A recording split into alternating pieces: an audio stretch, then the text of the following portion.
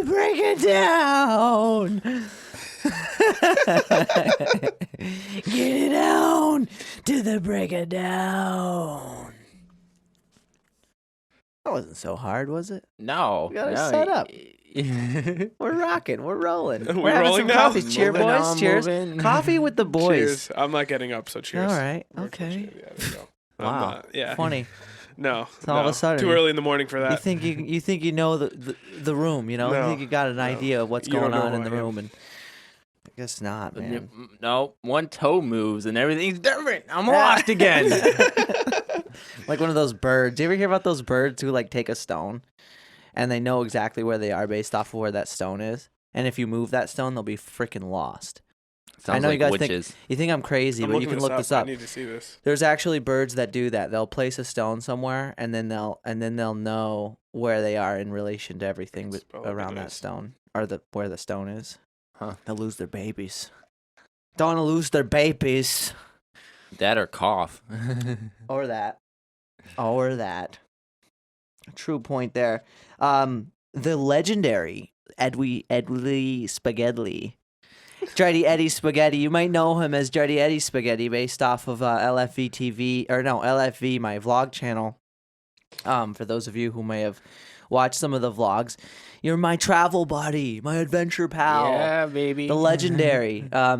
Check him out on Instagram, Ropes Gone Tape. And what an awesome time that was out there. Yeah, that was an amazing time. And it's more like your neck of the woods out there, but I really, really enjoyed It was a nice middle ground. Yeah. It was still very unknown, and well, you hadn't been there either, right? No, I hadn't been there. Yeah, for those of you who don't know, we went to Arizona, Sedona, Arizona, during the shutdown, and that was just such an awesome thing to do because there's nothing to do at the time, right? Everything's closed, and the rest of the details sort of fall into place there with a national shutdown, right? And I can't say how. I mean, this podcast is a product of that experience.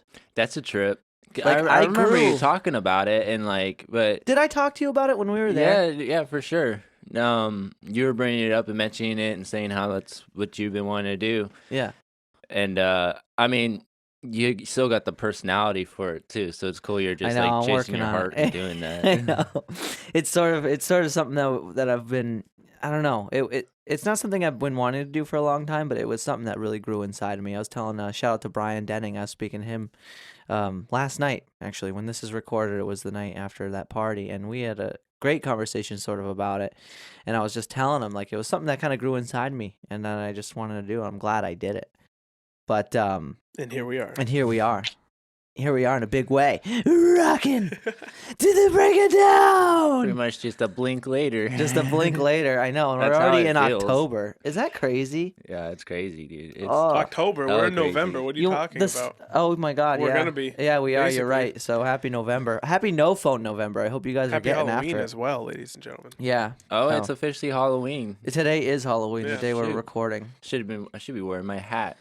Yeah. It wouldn't work with these, but Your crazy hat. Oh, I wanted to wear my NASA hat today. Oh well. Oh no, Mike. Are we I wearing even the think same about. hat? I didn't even Oh, think about my shit. wardrobe. We're We are just- wearing the same hat. cut, Retake. We gotta start this all over again. Throw it out the window. Start over.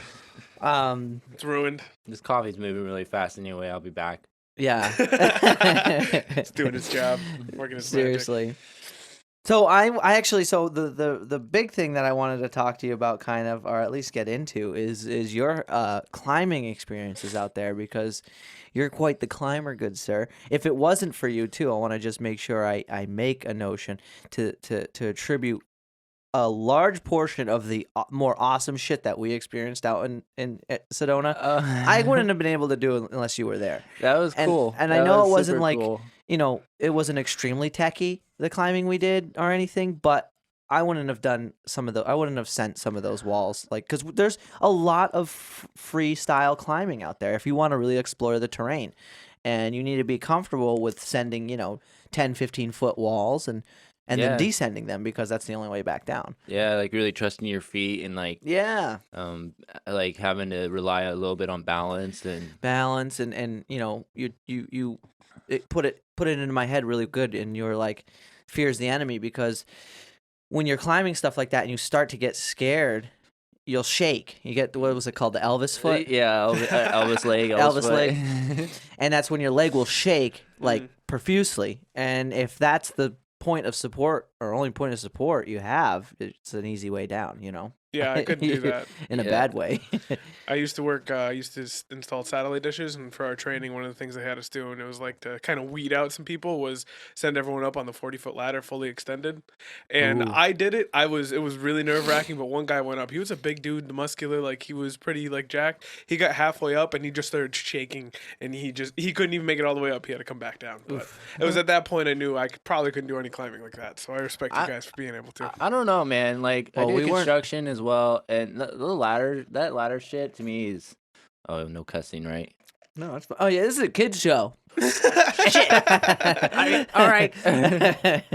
But yeah, man, ladders to me are like, well, I don't know, something about like, I guess in terms of climbing too, it's like you're trusting man-made equipment with your life a lot of the time. And so to me, ladders are in the same realm because you're trusting like a man-made object, which in today's age is not really a thing, I feel like, but there's still like an extra element of like thought, you know what I mean? Like, is this ladder good? And you're also trusting how it's set up. You could slip.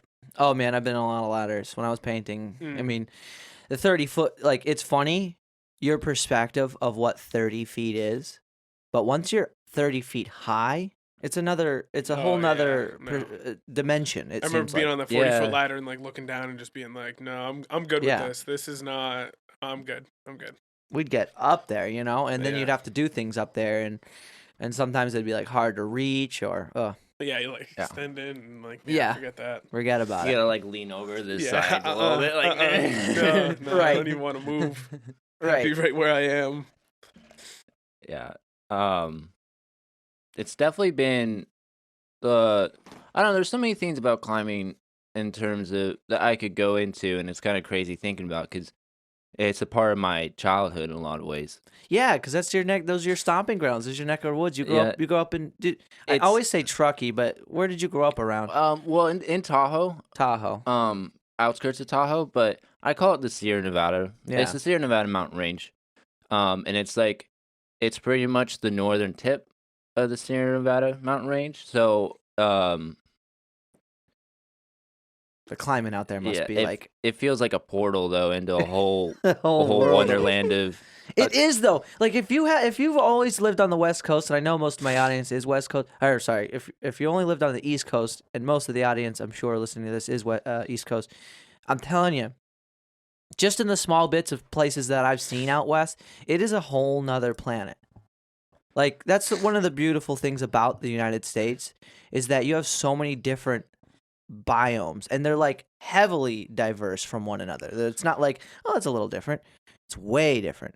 Like you're looking at the red sand deserts in Arizona and New Mexico and Nevada and all those different places, and then you have, you know, Maine. Yeah, just flying from like here, like we talked about it before, just flying from like here to like Arizona, or I flew to Vegas before as well. It's like you see everything even from the plane. It's like, oh my God, just watching, like seeing, like to your point, like seeing all the different from the sand, and then you get like. When I was flying there, you could tell when you were getting over the Arizona area.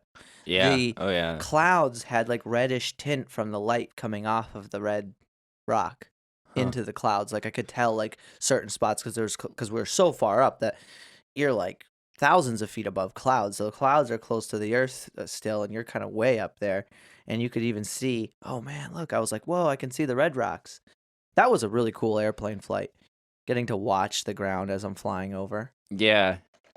Viewing things from the air is one of those like those crazy things to me. The guy who got me into climbing, he's a contractor, but he has a little Cessna plane. Yeah. And we would fly from Tahoe to Yosemite to work, which is no way. Which is where I started. Is that climbing. one of those like private planes, kind of? Yeah, it's a little like not private, but like small, like a propeller. Yeah, like it's single prop. Yeah, single prop. Single prop.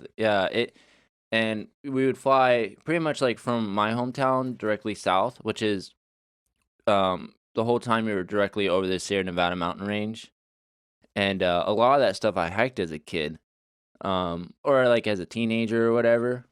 But the perspective like we were just kind of talking about that, seeing it from above is something else. Yeah, you kind of end up having a moment where you're looking at humanity as this phenomenon more so than this individual Yeah. goings on, you know? Yeah, or like we flew over LA a couple times, Mhm. and that's like a bigger trip to me. Oh, Like you man. see like how many cars are really on the road, Right. or Yeah, like I can how big the imagine. space is. It like How the structure of it, it's like it almost like it was almost like overwhelming thinking about for me. Like, Yeah. oh Yeah. my gosh, like I'm It's a such a mind freaking blow. Even hillbilly. driving, Like, like I've driven from, took a day trip from Vegas to LA and went to like Santa Monica for a day. Even that trip, just driving is crazy because you go from Vegas to like desert, nothing out there. and It's then all like of a sudden, Yeah, the mountains in California, and then you roll up in LA. And the it's just way like, the my way I would goodness. really describe it is, and this was really introspective of rather, I feel like it was a very introspective thought, is that I was looking at it, I'm like, it's such a circadian habit of how we structure things, you know? Because you look at a city, you know how when you would look at a circuit board when you busted open like a VHS, Yeah. whatever, you know what I mean? As kids, we break things and you look inside, or when you're just working on it. Me and you, for instance, we were in electronics, but have you ever seen like like a circuit board in a computer? yeah, It looks like a I've seen city. them. You know what I mean? It looks like a city. And then when you're way up in the sky and you're looking at a city, you're like, shit, that looks like a circuit board. Unless you It's look like, at Boston. Boston's different. no, but That doesn't make even it- Boston though, I know Boston is a mess. Yeah. Granted, I understand. You know, it's the layout of the roads just but doesn't when make you any sense. but you got to go even higher, Yeah. right? You're looking at everything now. It's like, okay, this is a component to circuit. You got the city that's got its output, and then its output has its connections, its junction connections, and then you look. It's like, wow, it's amazing how everything kind of has its own layered dimension, but its own, I should say, similar layered dimension. Where it's like, okay, you got the city, and then the city goes into the towns, and then the towns go into other cities. And I even remember flying over a nuclear power plant and looking at how it was connected to the city. Oh, It was yeah. really cool. That's it was super trippy. right on the shore of one of the Great Lakes. Okay. I think, yeah, because I went past Yeah. the Great Lakes when I was going to Arizona. So that's the thing, when you're looking at a flat map, you're thinking, well, okay, this is what a straight shot looks like. They always go straight shot. But there's no straight shot, Yeah. like because it's still curved. So I actually went over some of the Great Lakes to get to Arizona. Well, especially if you have the layover too. Like I've gone out there a few times, and like my layover always ends up in like Minnesota or somewhere. Dude, I over got there. one without a layover. Oh, really? Nice. Yeah, no layover for me. I You can't probably handle that. didn't because you're only like 3 hours, right? Yeah, Flying. yeah, no layover. How long was the flight there? I feel like it was only like Yeah. 3 hours. I can't quite remember. Yeah. Maybe it was less than 3 hours. Shit, I could have drove there in like 14 hours. I know. Is that crazy though? That's still a long drive. Like the West is so big. Now I Yeah. wanted to so going off of your climbing and stuff and seeing things from heights. Like what got you into climbing like Yosemite? I remember you were telling me you had some awesome story about camping on the side of Yosemite and Yeah, yeah. climbing up the what is it? What's that slate rock kind of? I mean, it chips off in big chunks, right? And It's granite. granite, It's like, okay. I guess how I got into it was I started working for a family friend who, in the 90s, he was the #1 climber in the world. No way. Yeah, competition wise. So he probably knows like Alex Honnold. Yeah, and- he knows all those guys. Tommy and Alex. Like Tommy's another big figure in climbing nowadays. One of Free Alex. Solo. Watch Free Solo if you haven't either. You'd really get a mindset of what we're talking about here. Yeah, for sure. That's like the exact area. So this guy Doug, he basically low key was looking for some young dumb kid to drag up these cliffs with them. I mean, And you were the And I perfect was- candidate. yeah. You said, I was "Sign the- me up." I was a sucker. You know, but I loved it. Before that, I did a lot of backpacking. I did like 3 years of backpacking. So to me, it was like the next like. It was like the next thing because I was obsessed with backpacking, and then I found climbing. I was like, "Fuck backpacking! Like, who wants to carry 50 pounds of gear and just walk?" I know. You know, when you could go up and like it's more like there's more thrills and there, you know what I Mhm. mean. It started out as me because there's different types of climbing. I'm trying to think maybe for people who don't know exactly. Well, just name them off as they are, and people can just look it up. Yeah, Talk to me like I'm a seasoned climber. like free soloing is what Honnold did on El Cap. Right, so that's with no equipment at all. Yeah, it's no equipment. Just with your and- hands. Yeah, exactly. And then there's free climbing, which is the same thing, but you have a rope. So Okay. you like the goal is. Is that like top rope where you have somebody belaying you? Yeah, Okay. that's free climbing. Okay. Or bouldering, or Well, bouldering typically is free solo. Yeah, But just definitely. short distances. Definitely. So I was always a free climber. Mm-hmm. And then there's aid climbing, which aid climbing is when you're using the equipment to ascend the cliff. So when climbing first started, that was like the big thing. It was about the journey and everything and the experience, but to get to the top, people would use the rope, or they would put in pieces of equipment in cracks or put in bolts and actually pull on them, which is still like a big thing. But anyway, I kind of digress.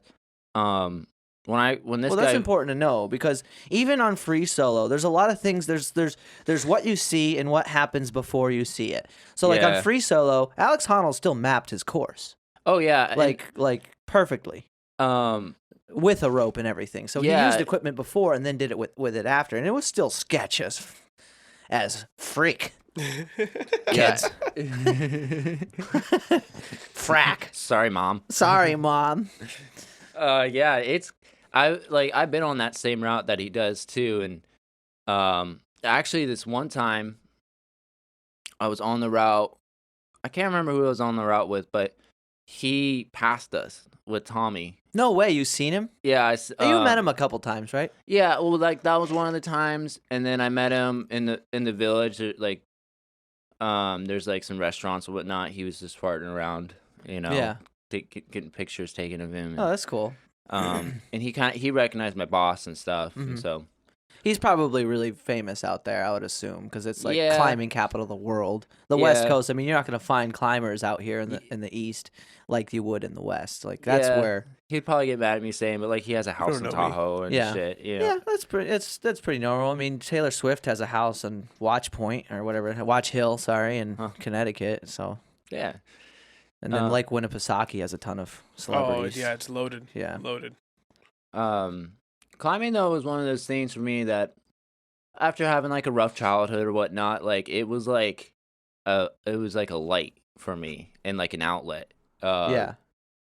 This guy basically like grabbed me, and this is why I mentioned the styles of climbing, because I wasn't like a good climber, and I wasn't very strong, or I wasn't like, a lot of climbing's like super technique oriented, like in Sedona, you know what I mean? That's why I was like Mhm. pointing out like, oh, like you want to yeah. roll onto your feet with your hips. Roll on your and- feet. There's a ton of really cool Yeah. things that you just there's placement. Yeah, totally. And then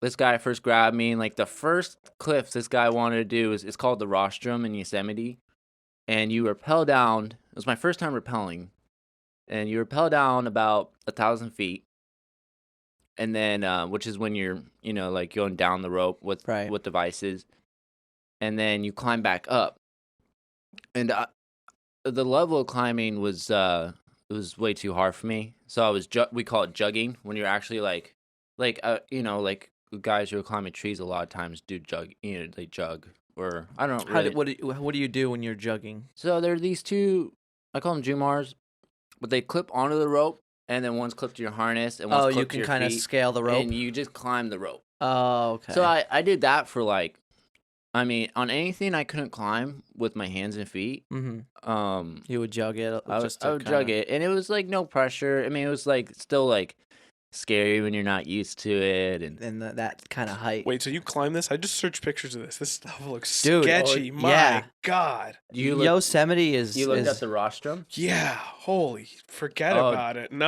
I'm all Hey, set with send that. me a picture. Yeah. Send whatever picture you find. Send it to me in Facebook. And that's a route I went back to 5 times in my climbing career. Yeah, like I'm not climbing like I used to, but I would say from like 19 to 24, I climbed it 5 times. Wow. Yeah. And Just practicing the route, and you always did it. Yeah, and the goal was always to free climb it. So like, there's all the lingo in the climbing community. Like, So free climbing is when you still have a belay. yeah, you still clipped in Yeah. and roped up, and but you're trying to like climb it with just your hands and feet. Yeah, yeah. and- There's no assistance. In other words, there's just Yeah. a safety guard. And if you're to like go to like back on in the West Coast and you're talking to a climber and you're like, oh, I freed this route, they'd probably think you meant you climbed it without falling. Okay. So, like for me back then, it was always like, oh, I want to free this route. Like that was the goal with that route. Mhm. And so I the last time I tried it, I never freed the whole route. Like the last pitch or last rope length up there, you had to like go out on a roof and then up on this face, and I had gotten like 3/4 of the way up and I fell and I kept falling. And then I get up there and I'm like struggling, like thrutching or like I'm Shaking a little. shaking. I'm all like I can't even like think or focus anymore. And this chick named Hazel Finley sticks her head over the top, and she's like one of the #1 British climbers No kidding. and total babe. Yeah. I mean, total babe. Climbing babes. Shout out to all the And, climbing babes. I mean, like one of those, like, you know, like when you first get an Instagram, you're like, okay, I gotta follow this person. That's Yeah. how it was, you know, for me. Just like, She had a lot to teach. yeah, and, Yeah. you know, like she peeked her head over the top, and I fell immediately. I knew, Scared you? Yeah, I knew who she was, and I was like, oh fuck, and I fell. Oh, so you already had known her. And you're like, oh my god. And then she's still looking at me, and she's kind of like chuckling, you know, Mhm. like in a nice way. Yeah, yeah. And like, oh, you got this, you can do it. And we get to the top, and it's like a small area there, you know what I mean? And there's like camping in Yosemite. We were there for 2 weeks, and you're only allowed to stay there for a week. Oh. So we're like hiding and like finding campsites to like sleep at, and you sleep in your vehicle so it's less conspicuous and all that. It's just like the norm. Mm-hmm. And we had taken her campsite twice, and she recognized our van. So we spent like 2 hours like Hanging out. yeah, haggling each other Yeah. and just giving each other shit, and that, you know, but those are like real inspiring times, I guess. There was a lot of times like those, and scary times like that. Yeah. That's the thing is, I could imagine. I mean, it's one. I feel like, and correct me if I'm wrong, it's probably one of those experiences when you're climbing that in the moment there's all this fear, but then when you got it done, you're met immediately with fulfillment and like, wow, that was exciting. You Yeah. look back at it as a very exciting thing. yeah.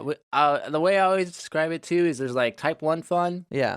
which is fun in the Oh moment. yeah. You And were then- telling me about this in Arizona. Yeah, like type 1, like I think type 1 fun, like fun in the moment, like last night or some shit, you know what I mean? Or Yeah, if yeah. you Just enjoyed hanging out it. with friends and Yeah, and there's type 2 fun, which is like not necessarily fun in the moment, but you look back and you're like, that was epic. that was awesome. Like that was worth it. And there's type 3 fun, which is like, even when you look back, it sucked. Is it Type- fun at that point? Yeah. Type 3 And fun. You don't I've- want type 3 fun. No. And that's kind of the theme with climbing is I could talk about it for a while in terms of like, I like that. Type 1, Type 2, and Type 3 fun. Type 1 fun's like instantly, that was a great time.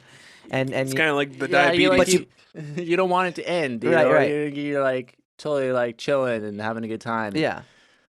Type 2 fun, you probably want it to end, but then afterwards you realize that was the best time of your life. Yeah, and that's like wall climbing, Yeah, which is yeah. what I Elastic scale. which is what I did. I was a wall climber. I've done top rope a few times at CRG, and I don't know how high those walls are. What do you think, 50 feet? yeah, it's 50, 60. Yeah, and honestly, in the moment, it can be a little nerve-wracking when you look down. You realize, well, if I fall and this rope doesn't do what it's supposed to, I'm gonna be Yeah. in terrible shape.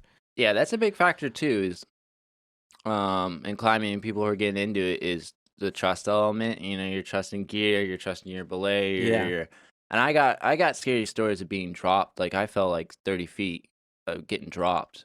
So I'm just thinking now, like in Massachusetts, how long is it gonna be? How many more times will people need to get hurt before they make places like CRG outlawed?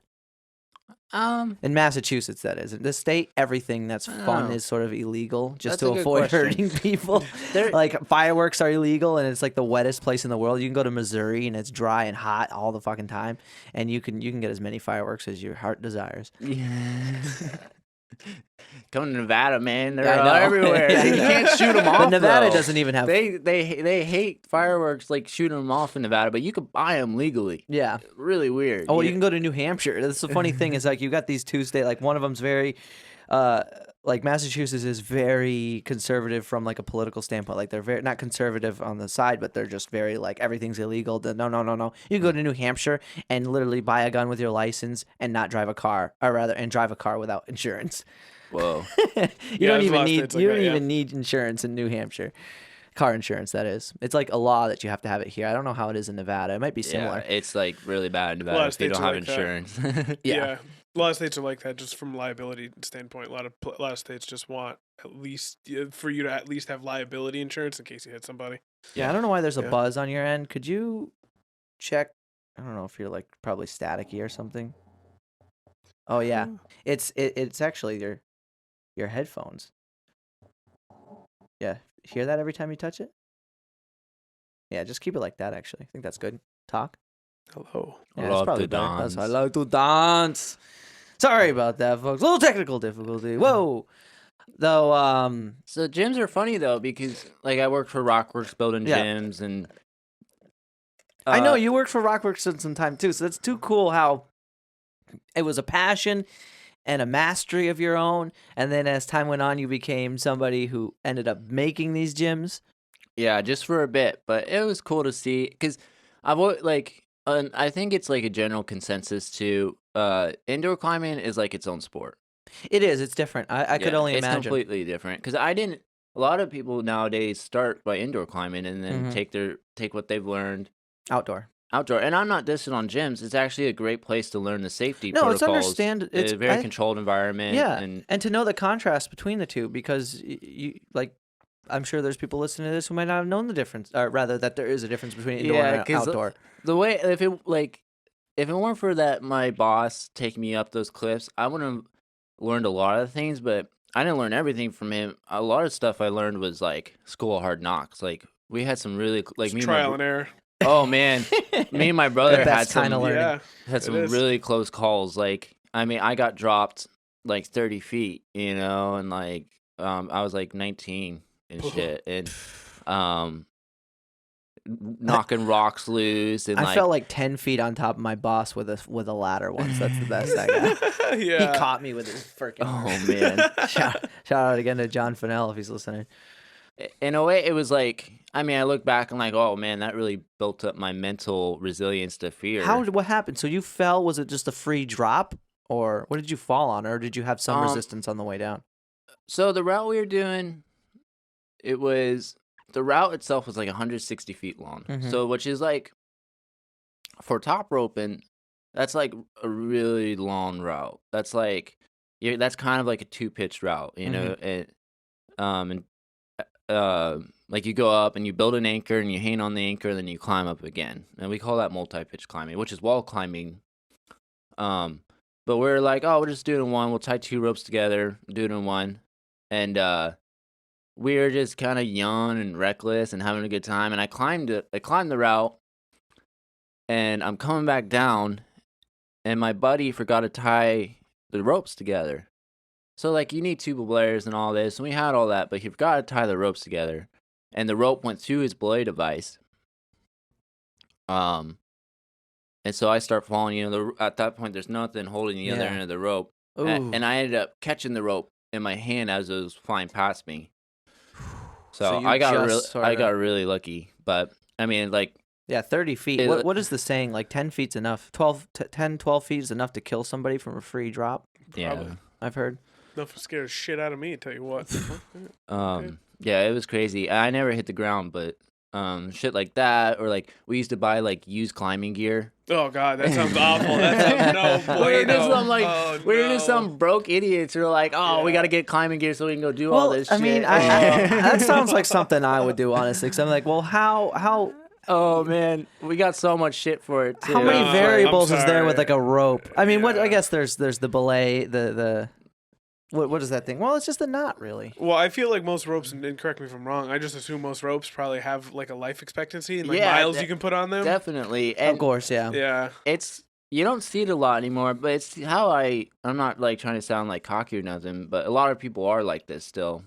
Like if you look up videos of like pro climbers or not even pro climbers, but people are like actively pushing their limits climbing. Yeah. More outside than inside. You don't, but people are we call it whipping when you fall. You know, you're trying to move and you're trying to move and you keep falling and keep falling. And I mean, I've fallen like on the rope. I've fallen like 40 feet a couple occasions. So Like, when you trying say to do 'em- falling, was it just like, or were you like Yeah. skirting down the wall type? Well, like I kind of knew. I learned from experience because I had like falls. Actually, that time I got dropped. The next, or I think it was the day before. Yeah, it was the day before. I was on this route, and I had already done it, and I was just really overconfident, and I was kind of showing off, and I get up there, and I'm not putting a lot of gear in. Mm-hmm. And I ended up falling like 40 feet. Wow. So like, How did you manage to catch that fall? well, like your belayer catches you. Oh, gotcha. So like, what happens when you're lead climbing? You know, you're going up. So like in a gym, it's the bolts that you clip. Yeah.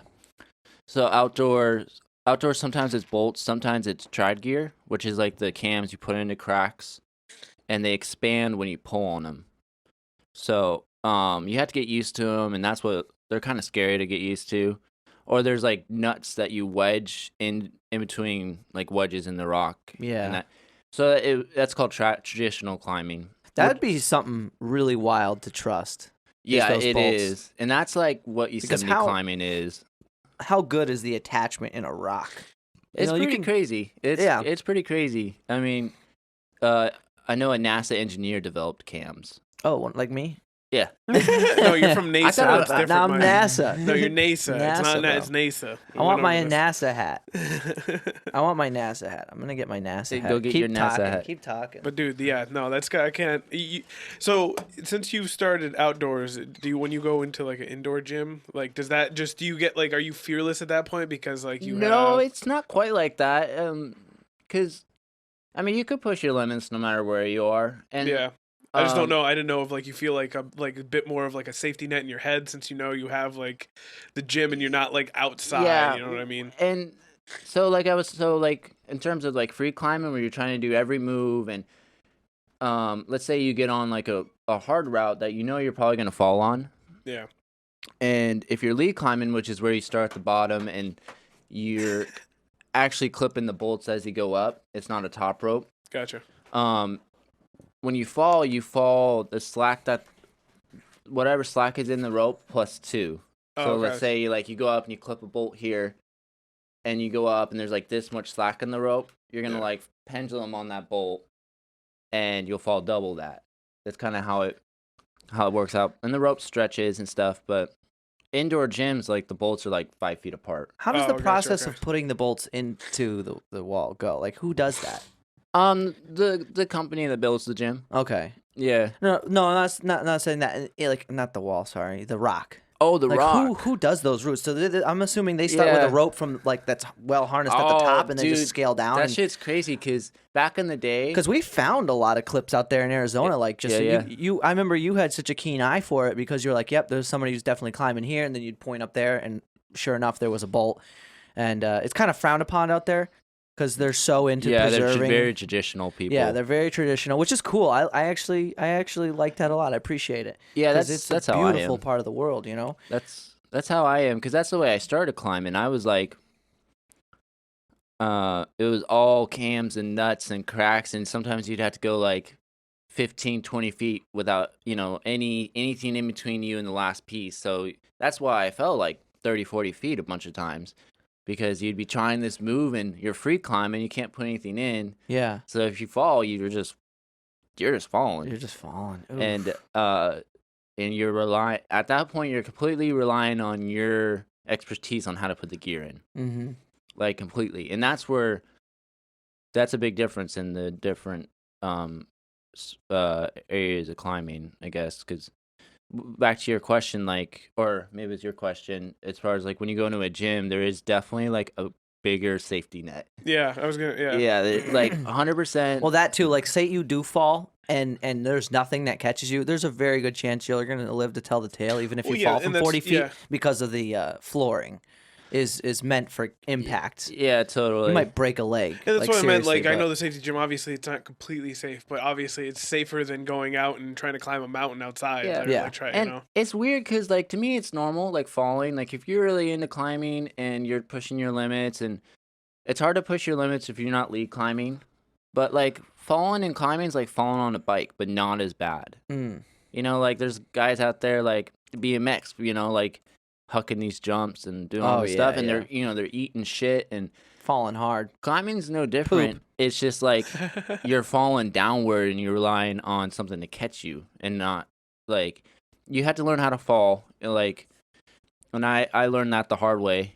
Like I had like fallen a couple times and the rope got stuck behind my legs and I flipped backwards and hit my back, and I got some like crazy photos of like me eating shit pretty bad. But like It's it's my just worst nightmare. Like, I'm watching a video right now. Who's Chris Sharma oh climbing a dude, giant redwood in Oh California? man, I'm telling you, Ridiculous. I was so scared of falling sometimes No, out there. I Like, can't, no. well, okay, so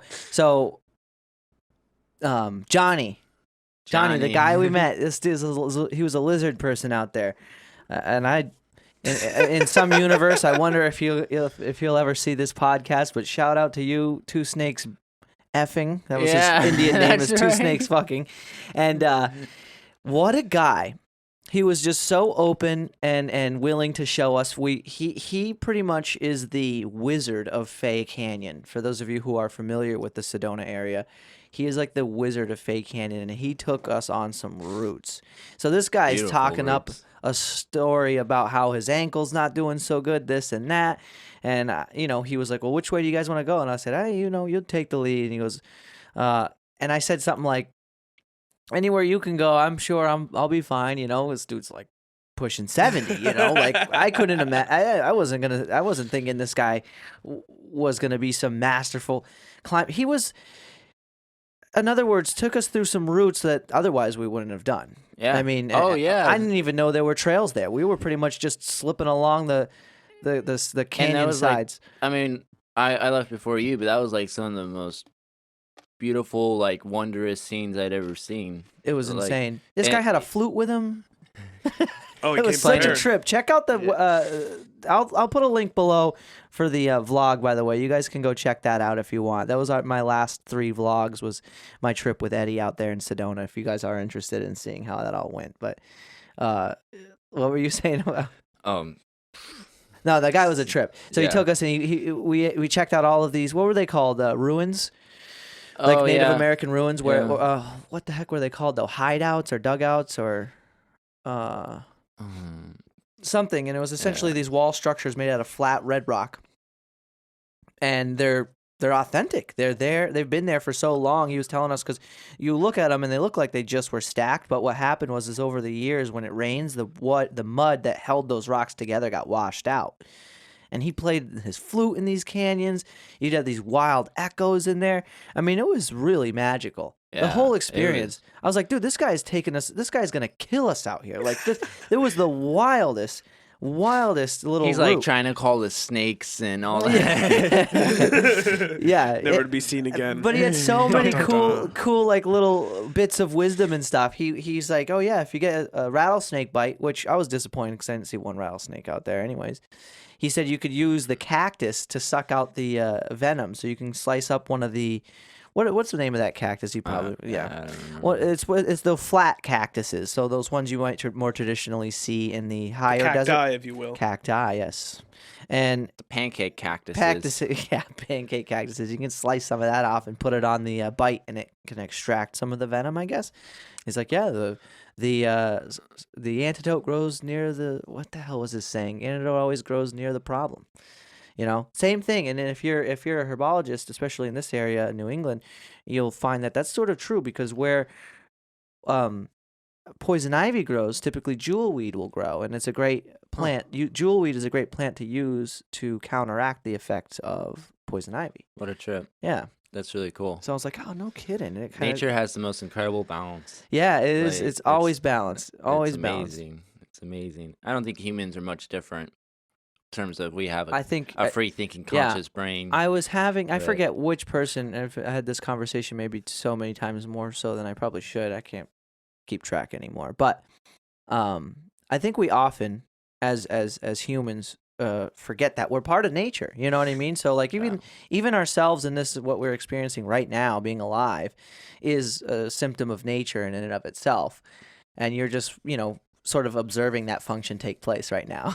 Yeah, or flown with it. Yeah, flowing with it, being it. Yeah, it's crazy. Climbing really took me to that place for sure. And I could only imagine, because you really have to surrender to those circumstances. 'Cause yeah, if you don't respect the rock, then the rock's going to spit you off. Yeah, chew you up and spit you out. Whipping through the air for a while. Oh, man. Go starfishing down the side of a mountain. Yeah. Have a fun old time. Yeah. Learn that lesson. Or... Wait, so I want to dig into. So you told me at one point, I think when we were out in Arizona, you told me this awesome story of how you were camping out on the side of Yosemite at one point. So you set up one of those half cots. Yeah. And slept on it. Yeah, it's called a portaledge. We call it bivvying. Okay. Like bivouac, or just when you're setting up camp on a cliff. How high up were you? Well, the last time I did it, Yeah. last time I did it was, I'm trying to remember. Because it was in Yosemite, right? It was on El Cap. So El Cap. the same thing that Honnold free soloed, but like way to the right. I mean, Okay. that's a huge cliff. Yeah. Oh, It's massive. 3,000 feet tall and like It's just it's straight a up. mile long or some shit. Yeah, and the wall is kind of unique because it's just sort of a straight. Yeah, and there's some stuff that's like a little overhanging, but like Mhm. mostly just dead vertical. Yeah. We went up. It was this old guy actually named Johnny too. No kidding. Yeah, and he was a coworker of mine, and he was an old aid climber, wall climber. So he did El Cap like 25 times. He was saying or whatever. And Yeah. we went up. This is the last time I did it, and we were up about 500 feet. And we set up. No thanks. Imagine that. We had like 1,000 feet to go, and it was kind of like. It takes a long time climbing up that high. Where were you using to climb? I mean, were you lead climbing? Yeah, Okay. but that was an aid route, so we weren't free climbing any of the moves. You were like you have like 30 pounds of gear on you, and you're like Yeah, because finding your sleeping gear and the food, I'm sure. Oh, just the climbing gear alone. wow. Was dude, that shit's kind of crazy because like all in all, we probably had like 200 pounds of shit to haul up with us. Oh my God. So it's was there somebody like belaying you when you did that? Or how does that work? Okay, so you had somebody at the bottom? Yeah, it was me and another dude, Johnny, and he was like I blayed him on the first pitch, and he blayed me on the second or whatever, and you switch off. Okay. Did he camp up there with you guys too? Yeah. How did he get up?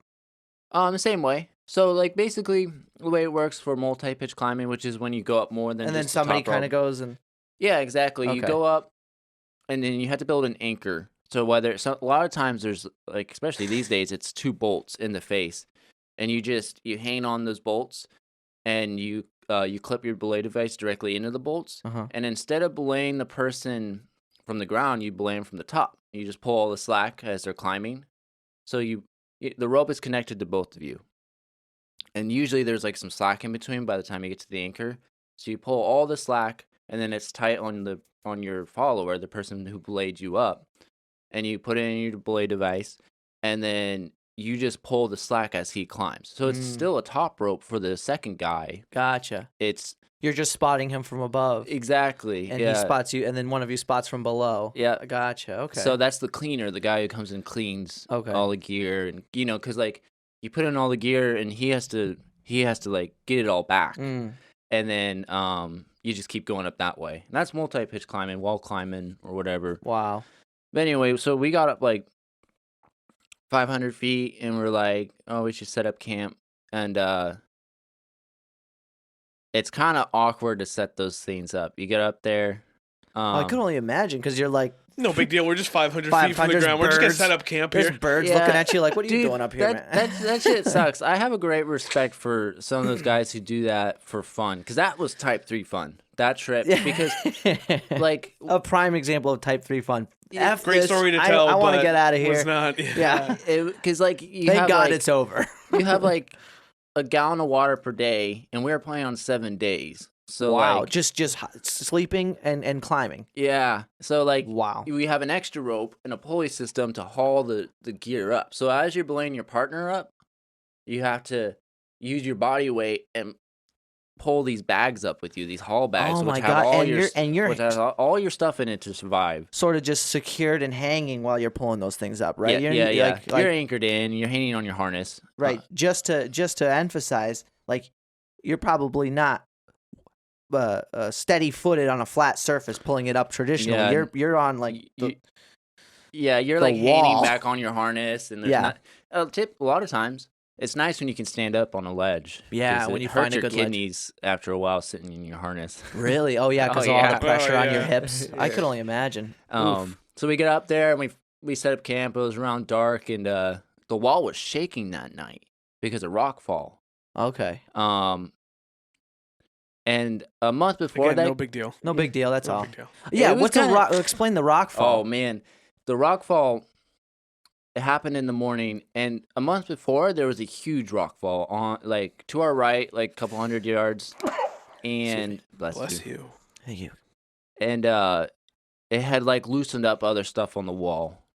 But we woke up in the morning, and the wall, it like you can kind of just like you can't really tell, but you know, like I guess intuition kind of kicks in a little bit, and if you're looking at the wall, we call it like lookers right or lookers left, like looking at it. To the right, like 200 feet on a different route, an SUV sized chunk just Pops off pops off the wall. and just goes flying down to the bottom.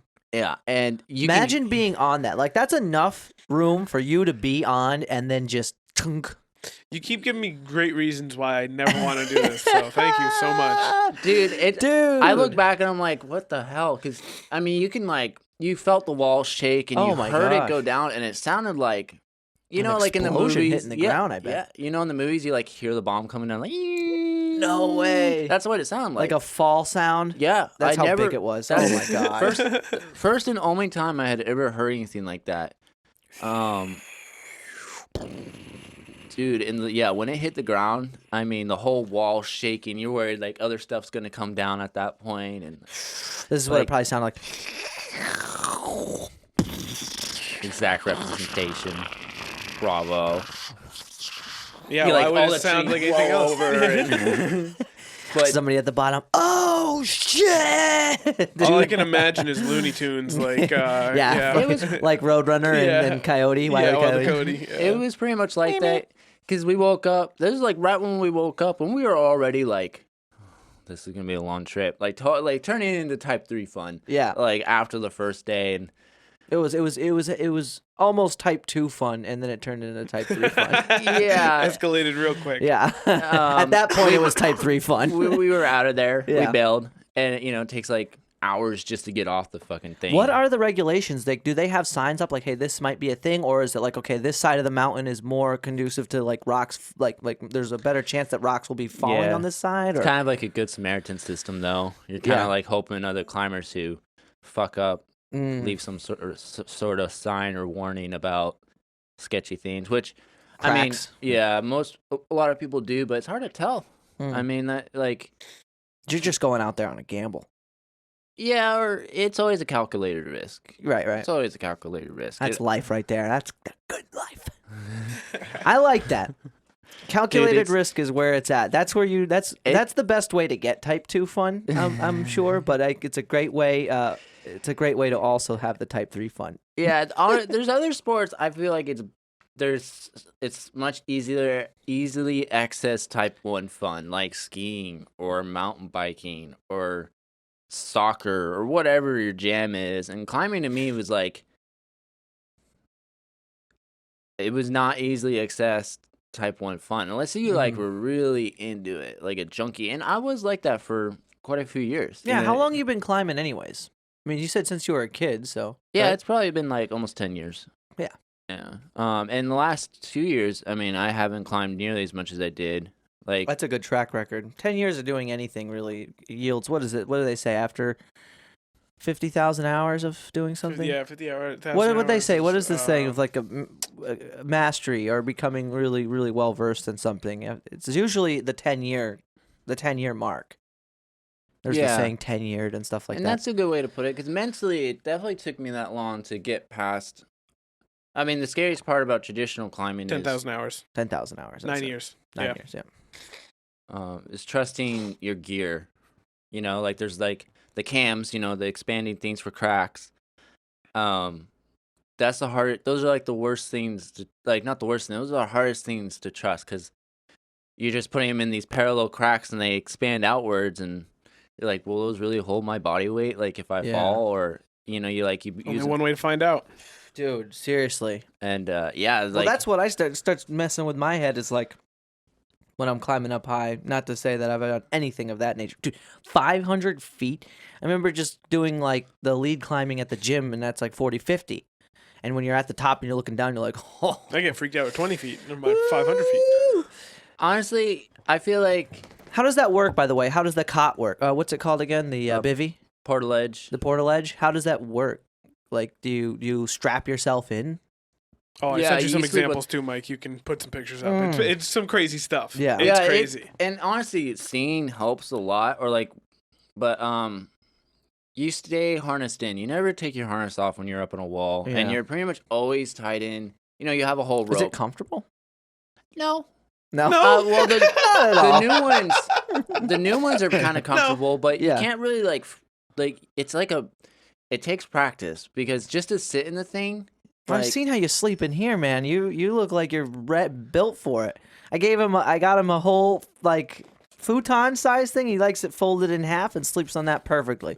You make me sound like a caveman. No, well, for instance, I'm somebody who He's when I adaptable. sleep, You're when I adaptable. sleep, it's probably more caveman of me. Like when I sleep, I'm like this, and I need like Oh, dude, I have a queen size The whole bed back bed. at home though, so right, and so yeah, exactly, and I can't. I'm never in the same spot that I fell asleep in. In other words, Yeah, neither am I.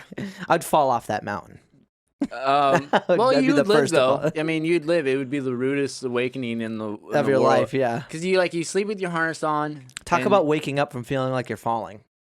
You ever get that when you're like just about to fall asleep, and you're like, "Oh, okay, no, I'm laying down. It's okay." yeah. Those things have like on the corners in the middle of it, like they have straps that go up to a single anchor point. Uh-huh. So you can kind of like do things to like secure it from swaying. Okay. But it's like just a practice just to sit in these fucking things without it like flying back and forth. yeah, it's just kind of like you kind of have to like take like a pretty meditative like sit and Yeah. just like don't rock the boat, because and then when you lie down, it's like it's better when you lie down. hmm Like It's amazing some of the teachers of climbing, right? yeah, Or of anything that's, like you said, calculated from a risk standpoint, like things that you like doing that have risk. Because I'm right now sort of thinking to myself as a relation to that. I got really into longboarding a few years ago. Shout out to Josh Presby. He turned me and Jeremy on to longboarding, and we did a ton of longboard, bombing hills on a longboard. This very fun, very fun. But the wipeout is always bloody. You know what I mean? There's no good way to That's why I bail. wear my helmet, my shin pads, my elbow pads. That's why I just I don't wrap leave- myself in bubble wrap. That's why I don't and leave then the I house. Go outside. I take a mattress and put it on top of myself, Yes. and I live under two mattresses. I live between two mattresses at all times, and I drink shakes only, live blended in my meals. bubble. mashed potatoes. That's all I eat. Soylent Green. Yeah, just so I don't chip a tooth. No, Soylent Green is people. Soylent Green is people. Dude, that stuff. I No, feel like the but pavement is what the you scariest. learn. Yeah. What you learn though, and that is the physical nature of balance, right? So just relating, I'm sure, in a lot of ways, what you probably learn out there when you're climbing is so many different types of balance and how they apply to a physical standpoint. And it almost gives you an insight on how to apply them in your life from a mental standpoint. Yeah, definitely. Like you said, like fear is the enemy, you know? You think about how fear getting into your head makes you shaky physically. It does the same thing mentally. Like if you're afraid, you're off-spoken.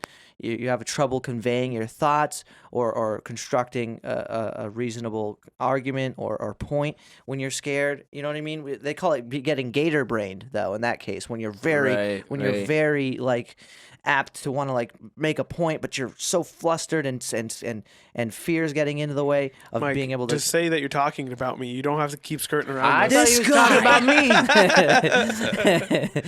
No, Mike, so by like, the way, should this be red over here? Huh? Blinking red? Camera's blinking red. Should it be? yeah.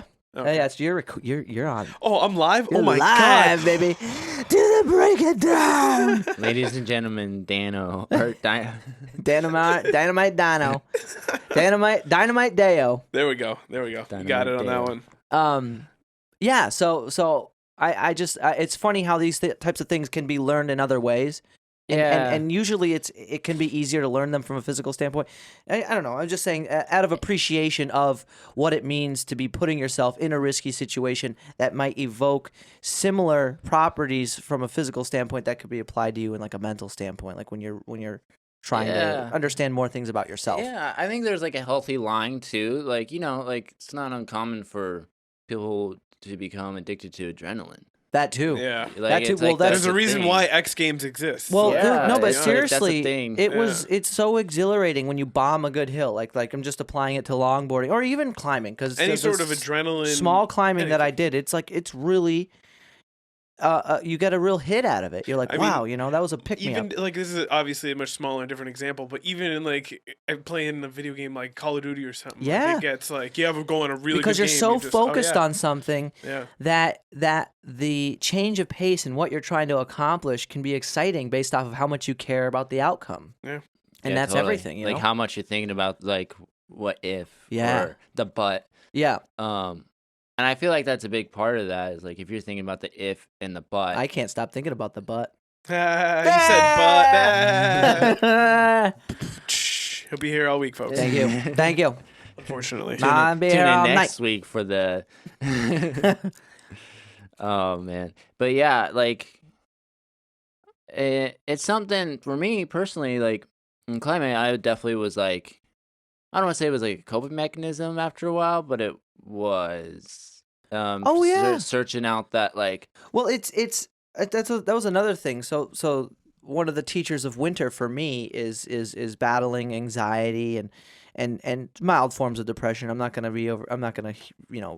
say that.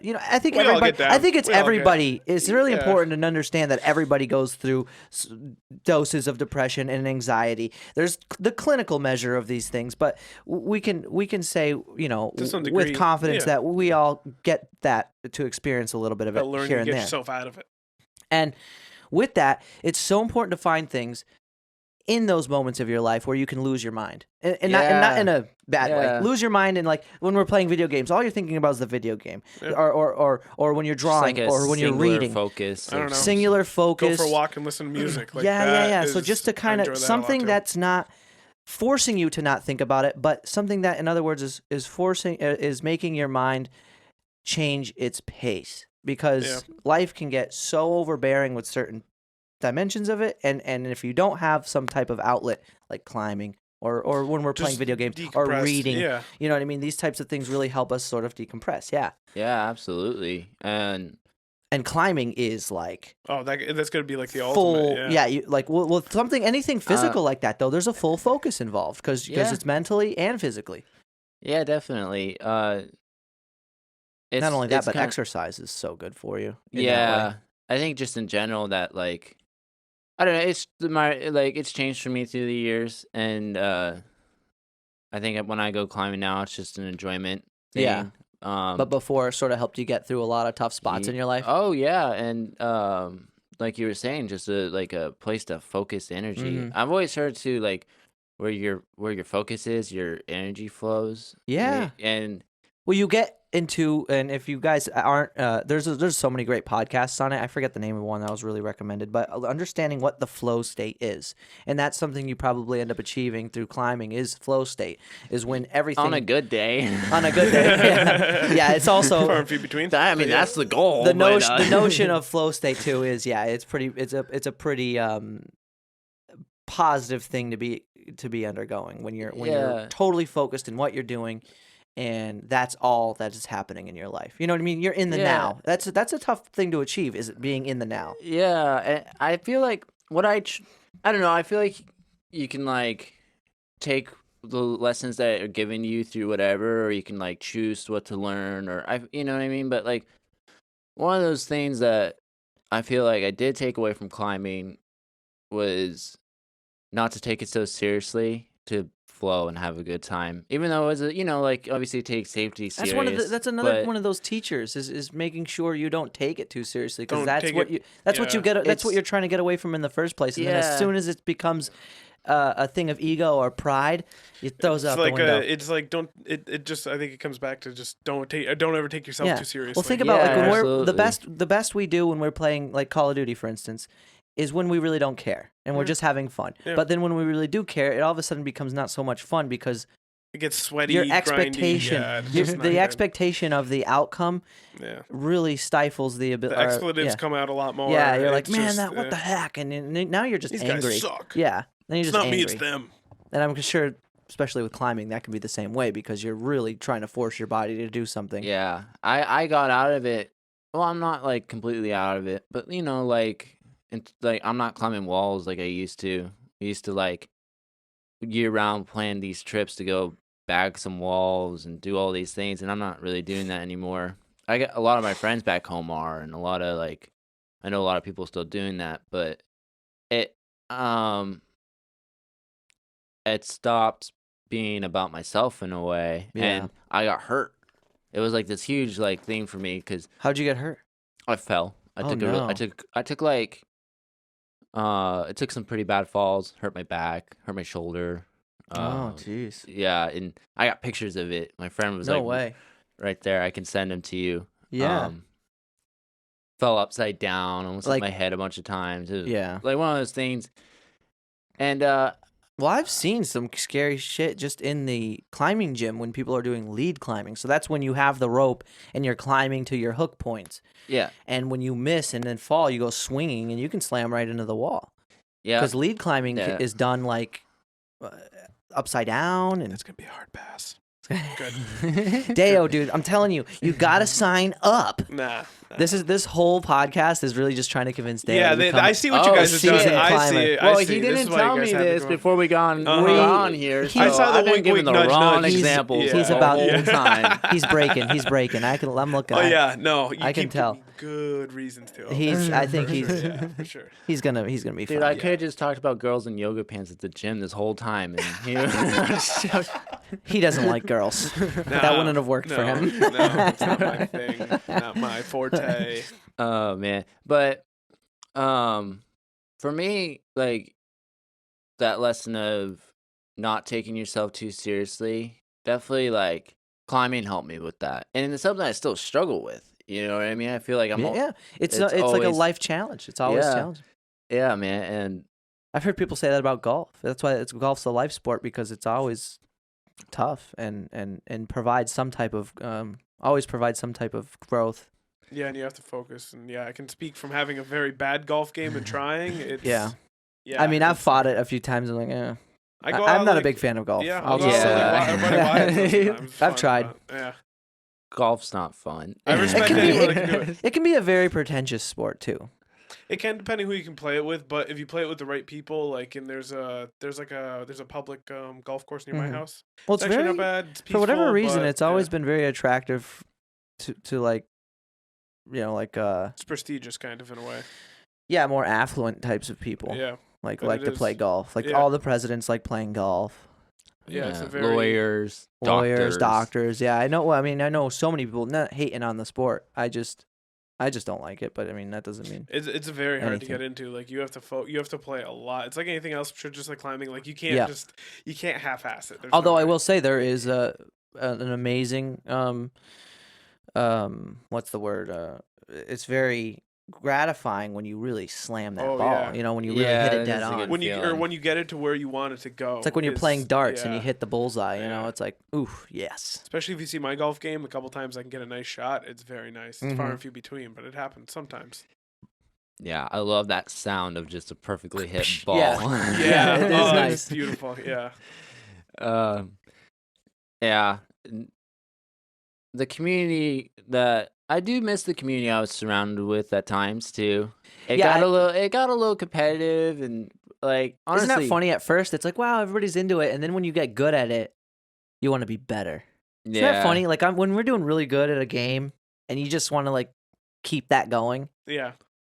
So then you get a chip on your shoulder about it. What are you talking about? I'm really good at everything I do. I always keep it going, Mike. Okay? Yeah. It's you, okay? It's not me. It's you. Listen, bro. I'm the best in the world. I don't know if you saw me last night. It wasn't too hot. Yeah, I know. Bad. No, but yeah, I could imagine. Do you still touch base with any of those people? Yeah. Yeah. Like my brother's at the level I was, but kind of beyond. He's done some like honestly, I have like Ladies and gentlemen, too, I think it's worth mentioning another very crazy fact. It's you're a sibling of like 10? yeah, there's 11 of us in my Wow. Wow. Those are like Philip Rivers numbers. That's a lot Wow, of big turkey family. on Thanksgiving. Almost man. cheaper That's by all- the dozen. Yeah, but dude. Wow. yeah, it's confusing. Technically, there's like 14 of us. Wow, but 'cause that's like step parents. kids. Oh, and okay, gotcha. Shit like that. Where are they half? Like your father's Well, kids, but not your mother's kids? Or are they 11 of just by us- marriage? 11 of us is biological. Okay, so gotcha. My pa and ma. That's it, 11? That's all? That's like an old... I know, that's what I think. I'm like, I have 14. My pa and ma. I have don't 14 ask me their siblings. names or ages, because honestly, they're always changing. Christmas must have sucked. Oh man, Everybody got candy. Like a candy I'm cane. a fucking Scrooge. Yeah. After that. Yeah, I know. Halloween's my favorite. Yeah, I know. There's no expectation.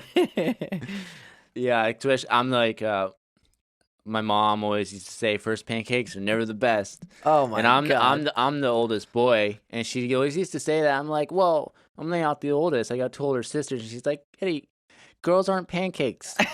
Like, there's no winning. Can't argue with There's mom. no winning. Come on, like, and yeah, like we moved into a house as a kid, and there wasn't enough space in the house for all of us. So That's like old-fashioned automatically, family sizes. I feel like my grandmother's generation Yeah. was like everybody had 7 kids. Yeah. yeah, it definitely. I don't know. It was like, Didn't have much else to do, but But, get it on yeah, to the well, break it down. Get it one. down to the break it down. Seriously, and there's no birth control back then, most likely, or not as much, or the technology must have been different. Because now it's Yeah. like everybody's on birth control. yeah.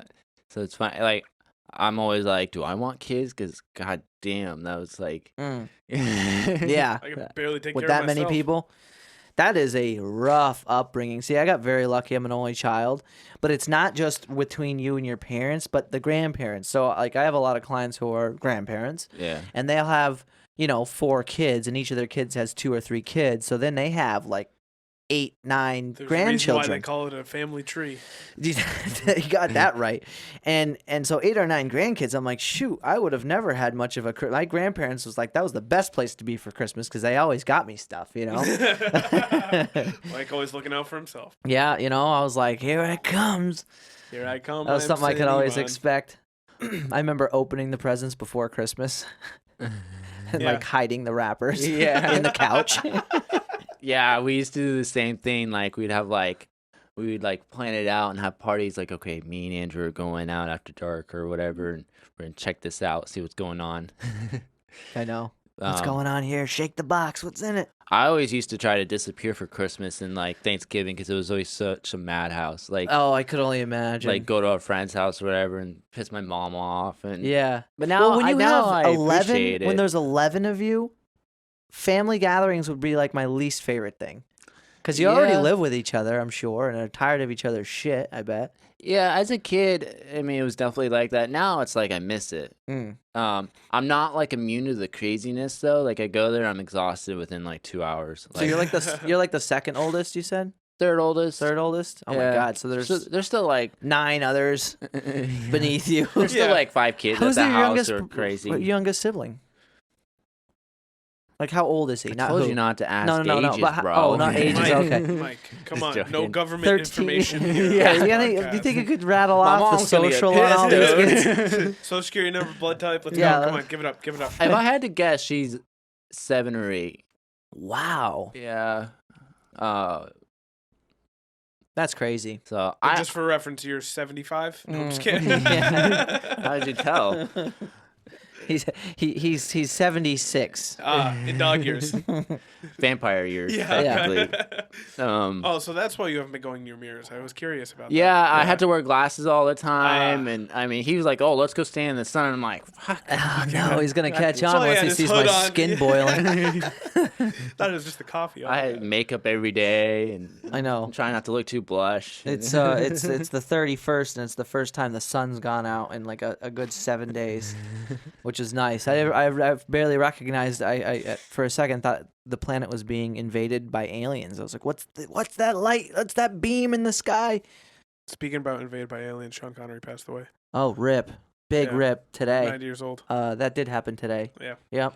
The Crazy. Extraordinary Legend. Gentleman. Badass movie. Probably one of my favorites. Yeah. That's great. Oh, let's try and do some impressions. No, by far one of my No, funniest things. what is his saying? What does he have? Some good quotes? Give me some Sean Connery quotes. Oh yeah, he's James Bond, bro. Of course, Yeah, this guy could quote. Sean Connery. I forget how to do his. Sean Bond, Connery. James Bond. I can't. I'm not gonna do it right. No, the clip you got to get is the SNL skit back in the day where they did. I forget who it was, but someone played Sean Connery, and then Will Ferrell was Alex Trebek, and he'd give him, and he'd always mispronounce like what was it? One of the categories was the pen is mightier, and he goes, "I'll take the penis mightier for 500, Alex." It's the pen is mightier.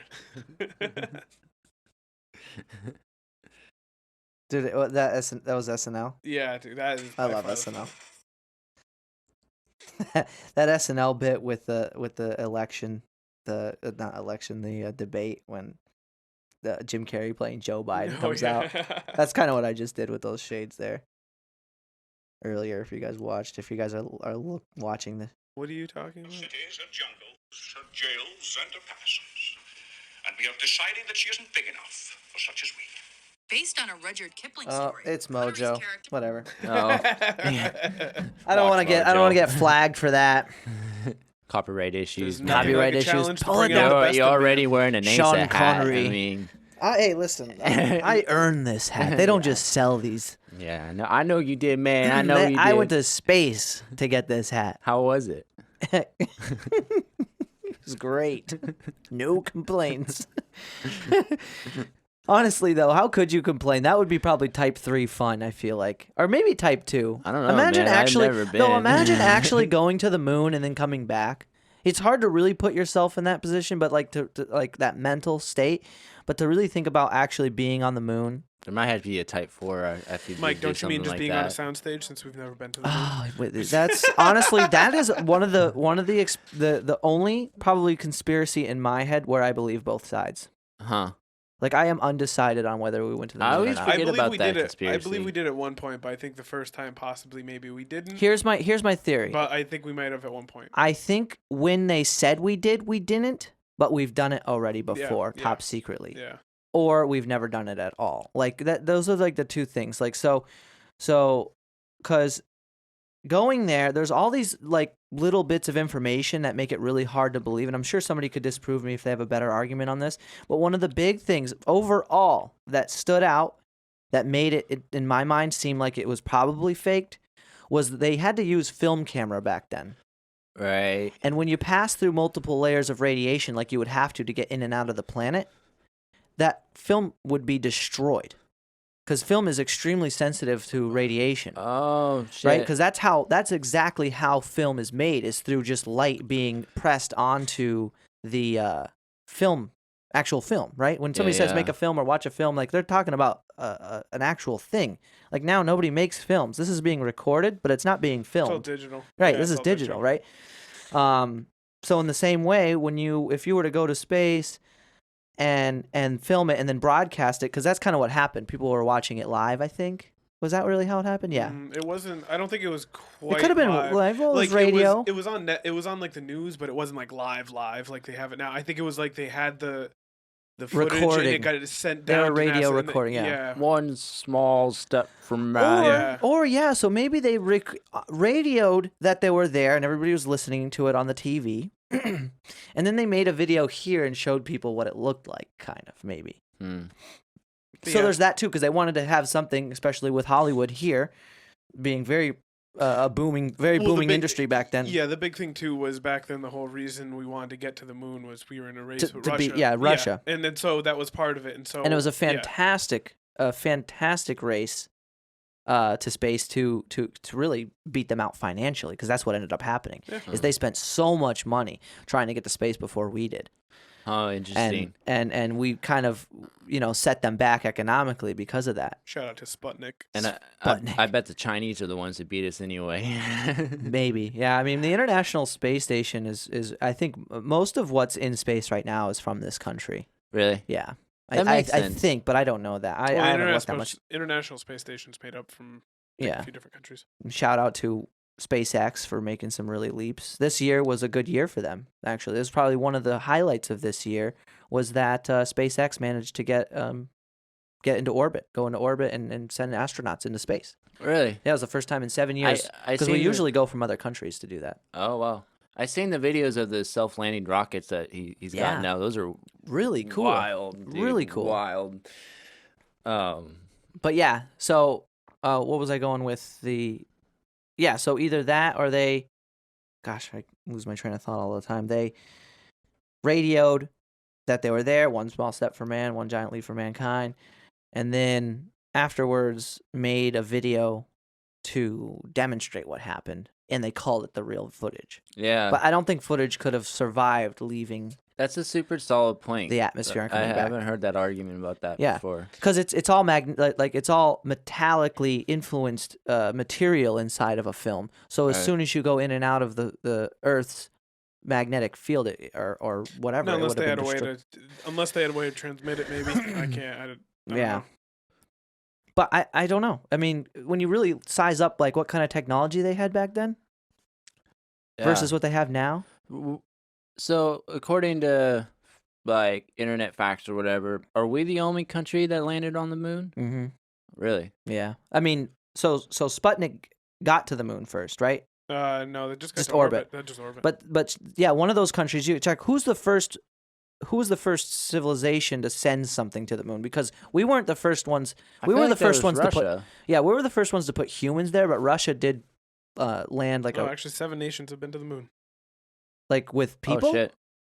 With people or with just That's what equipment. I'm trying to find out. Yeah, I think it's just with equipment. Yeah, we're the only one to successfully conducted crew missions on the moon. Yeah. Crewed missions. So we're the only country to actually have people land on there. But we've if that happened. yeah.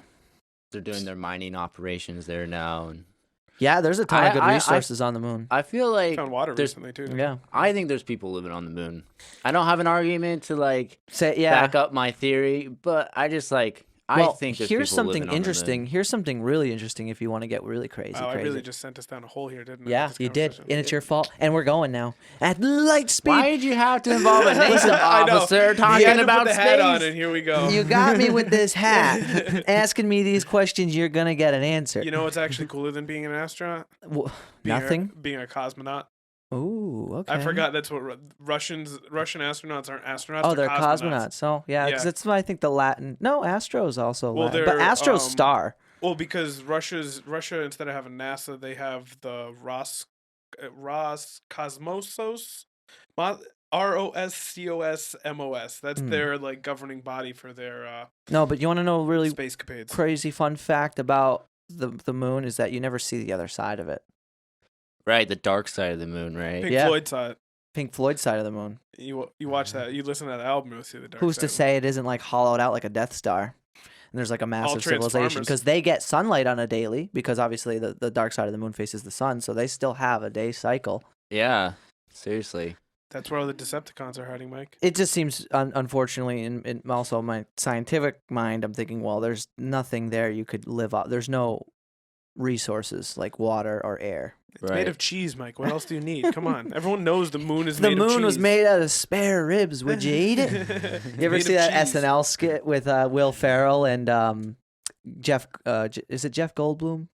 No. The guy from Jurassic Park. Yeah. What's his name? Jeff Goldblum. Yeah. Such a good one. He's like, I don't know, Doc. Would you eat the moon if it was made of spare ribs? He goes, oh, I don't know. Just answer the question. He was the Cubs sports announcer, and he was doing this bit. He goes, I don't know. Would you? He goes, heck, I'd have seconds. And polish it off with a tall, cool Budweiser. It is such a, if you haven't seen that, type in Cubs sports announcer Will Ferrell SNL. It's such a funny bit. But yeah, that's the wormhole for you. Yeah, dude, that's like a topic that, oh man, I try not to think about, but I love to think about, because I feel like, or like if AI has existed before, right? Or if it's existed, like let's say it exists now, right? Yeah.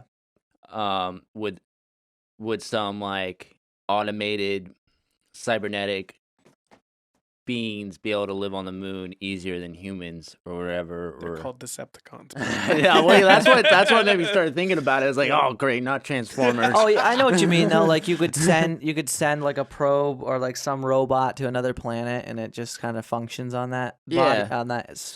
Yeah, I don't know. Yeah. But Well, it's not Well, that's what impossible. we do with the rover, basically. There was They a send to there's Mars a, and there's stuff. a totally. really awesome theories up and coming, and people aren't having these conversations right now because everybody's so enthralled with the Why is there always like a feedback kick from you? I don't know. Like, I'm just cursed. Did you hear that shit? Yeah, I keep hearing. I'll hear it every once in a while. I don't know where it's coming from. Make sure the cord maybe not touching that power brick. I have no idea.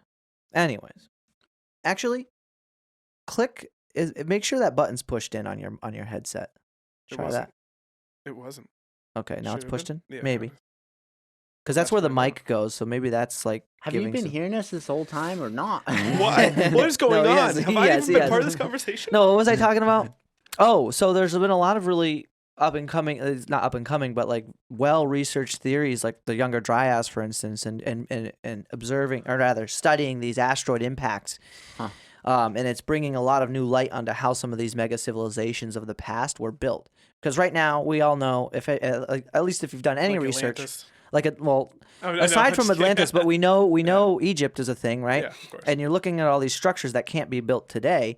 So it explains, in other words, that there might have been a civilization more advanced than ours today, 12,000 years ago. I'm going to get the numbers wrong, like 12,000 years ago or something like that, Yeah. because there was an asteroid impact at one point decimated all life on the planet for like 200 years or something afterwards because of how much cloud smoke, or rather smoke, was Oh, in the the sky. kick up It blocked and- out the sun for a really long time. I don't know how many years. And as a result of that, people had built subterranean cities. So now, like The mole people. those ancient alien people get right into it. The aliens. But honestly, there's a bit better chance that there was some type of cosmic disaster that occurred on our planet, right? And people then had to adapt and overcome. So they built the research is showing that there's a good chance they then moved to become subterranean creatures for a long time. mole Not people. creatures, but not mole people, Mole just people. humans like us, but from a They different live underground. Mole people. from a different era. And then when the sun came out again, they're had to start from square one. Yeah. Even Einstein had made statements about this, that I don't know what weapons they'll use for World War III, but World War IV will be fought with sticks and stones. You know what I mean? Because after World War I see II what and the you did there. nuclear bomb, you know what I'm saying? So in other words, there can won't be things anything so left. disastrous that can happen to this planet, either by our like species or by cosmic influence, and that would just level us to the point where we would have to then start over from square one. Yeah. And that's why there's more evidence showing that the Sphinx was recovered than there is that was built, because it has water damage on it predating Egyptian civilization. Right. Fuck, I was Shout out to Graham Hancock. That's the book. Very boring book. I listened to some of it. I tried listening to Neil deGrasse Tyson's astrophysics. The book's name is Astrophysics for People in a Hurry. And it's a decent book, but I just couldn't get into it. Yeah. Like, that's the labyrinth symbol. I get all my information from Alex Jones. Honestly, Alex Jones is spot on. All hail Alex Jones. I love Alex Jones.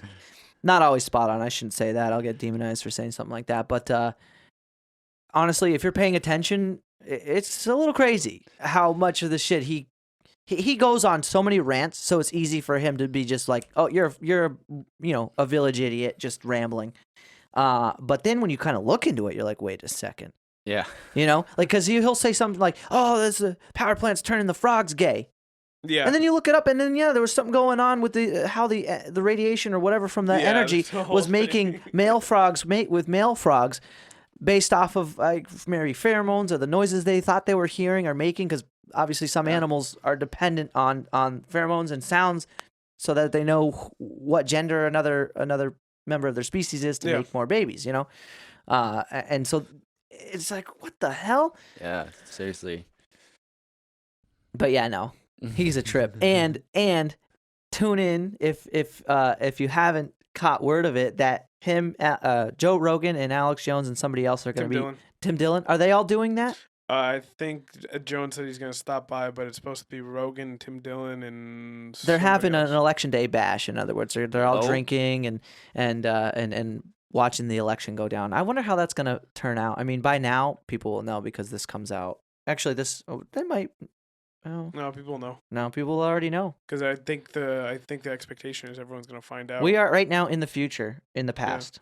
Isn't that weird? Future past. We're in the future past. We're the days of futures past. Like time-wise. Who do you think's gonna win? Somebody. Yeah, who was it when we were watching the fights that David Spade's like, oh, I got my any money that either Khabib or Gaethje is gonna win. I got my money on that. Yeah, It's definitely gonna be Donald Trump or Biden. I feel like I see a lot more Donald Trump support online. But I guess it could be dependent because I also know so many people who really hate Donald Trump. Yeah, I don't know. My part of the world, it's like. But you don't see any like people rallying for Biden anywhere. Like I feel like I see it all over the place. Like I was driving by like at intersections and people like with Trump's on my way here today, flags. Did you saw them? Yeah, they're everywhere. Over by the Starbucks. Back at home, that's how it is. Like you won't see any Biden. I wonder if this will be the posters or first nothing. president. If Trump doesn't win, it'll be the first president who didn't serve 2 terms. I feel like every president serves 2 terms. You know what I mean? Bush did. Obama did. This is our lifetime, anyways. Who was the president in 1992? That's when I was born. Clinton. Clinton didn't. He didn't. Oh yeah, because I did not have sexual relations because he's that getting a woman. blowjob in the Oval Office, man. How funny is that to take somebody out of office for doing something like that? Sure, it's not professional, but it's completely natural. Well, if you look into it, there was a whole thing. There's a they whole were trying thing. to find reasons to get him out anyway. I don't know. I'm not going into it because I'm not that well versed. But Yeah. it's really like. But it's like crazy. seriously though, isn't it funny how it's so frowned upon to have sexual desires? Well, I mean, he was a married man. Just if you're an elected Yeah, official. that's true. That's true. He was a married man. We just Did forget not about inhale. I think Bill Clinton was just everybody's hero. You just didn't know it. Smoking pot. Remember that episode where he was on Family Guy? Yeah, I was just thinking that Peter, him and Peter go couch. let's go eat that pig. Yeah. I think they got high and then they like chased a pig down in a field. Yeah. You think we could eat it? And then the farmer goes chasing them. They run back and they jump back in the limo and take off. Gotta get that paper. Yeah. Nah, I don't know. Somebody's gonna win. Somebody's gonna take it. Take the cake. Yeah, I don't know. I think Somebody Trump did will- win. Somebody did win right now. That's crazy. You know what I mean? Like for us in the future, this is us in the past. Not weird. Isn't that weird? It kind of like breaks that dimension of time. Yeah. What was something I just saw I've always something. kind of thought about it that way too. Yeah. Like there's like the post and the pre and then present. Well, that's you know? it's sort of a symptom of being 3-dimensional. Is that time to us is linear, and it not even linear, but just forward because it doesn't go backwards. Yeah. So it's less than linear because linear that means at least you have two directions, forward or backwards. Yeah. We can remember it backwards, sort of, but we can't. We can only go forwards. That would probably be the 4th dimension, right? The 4th dimension. If you could understand time on a. I do though. That's what I'm saying. I'm 4 dimensions. I'm 1 dimension ahead of you guys all Yeah, times. dude. Deo always is though. Knowing that guy and I'm in whatever, the Matrix. whatever's in his pen. For sure. That's the benefit of whatever the heck they're selling these days. Yeah. I feel like I don't know. I don't really have knowledge to speak on this too much, but it's like sometimes I think time is change. Like time when It's measured change. Yeah, like even physically, like we are changing physically Mhm. because not because of time, but just because we're mortal, and sometimes that's the only way to like. It's measuring change. Yeah, Yeah. it is sort of. That's a good point. And then like you can control change. Like I can control the way I change to a point. I know what you mean. So, like for instance, I think what you're saying to go off that is like you can, in other words, live to your 60 or maybe to your 80 or something like that, depending on how you live your life. And then it's not really about how long you live your life. I think a better gauge of what you can make life is how wide or large the window is for your best years. Like, say if Yeah. you're a healthy and productive person and you do what you love doing and all these things and you put all that effort into being that person as long as you can, that is more or rather a better gauge of what the expanse of life is. Yeah. Because no matter what, you're always going to have that window of years where you're old and useless. Yeah. And I feel that way right now.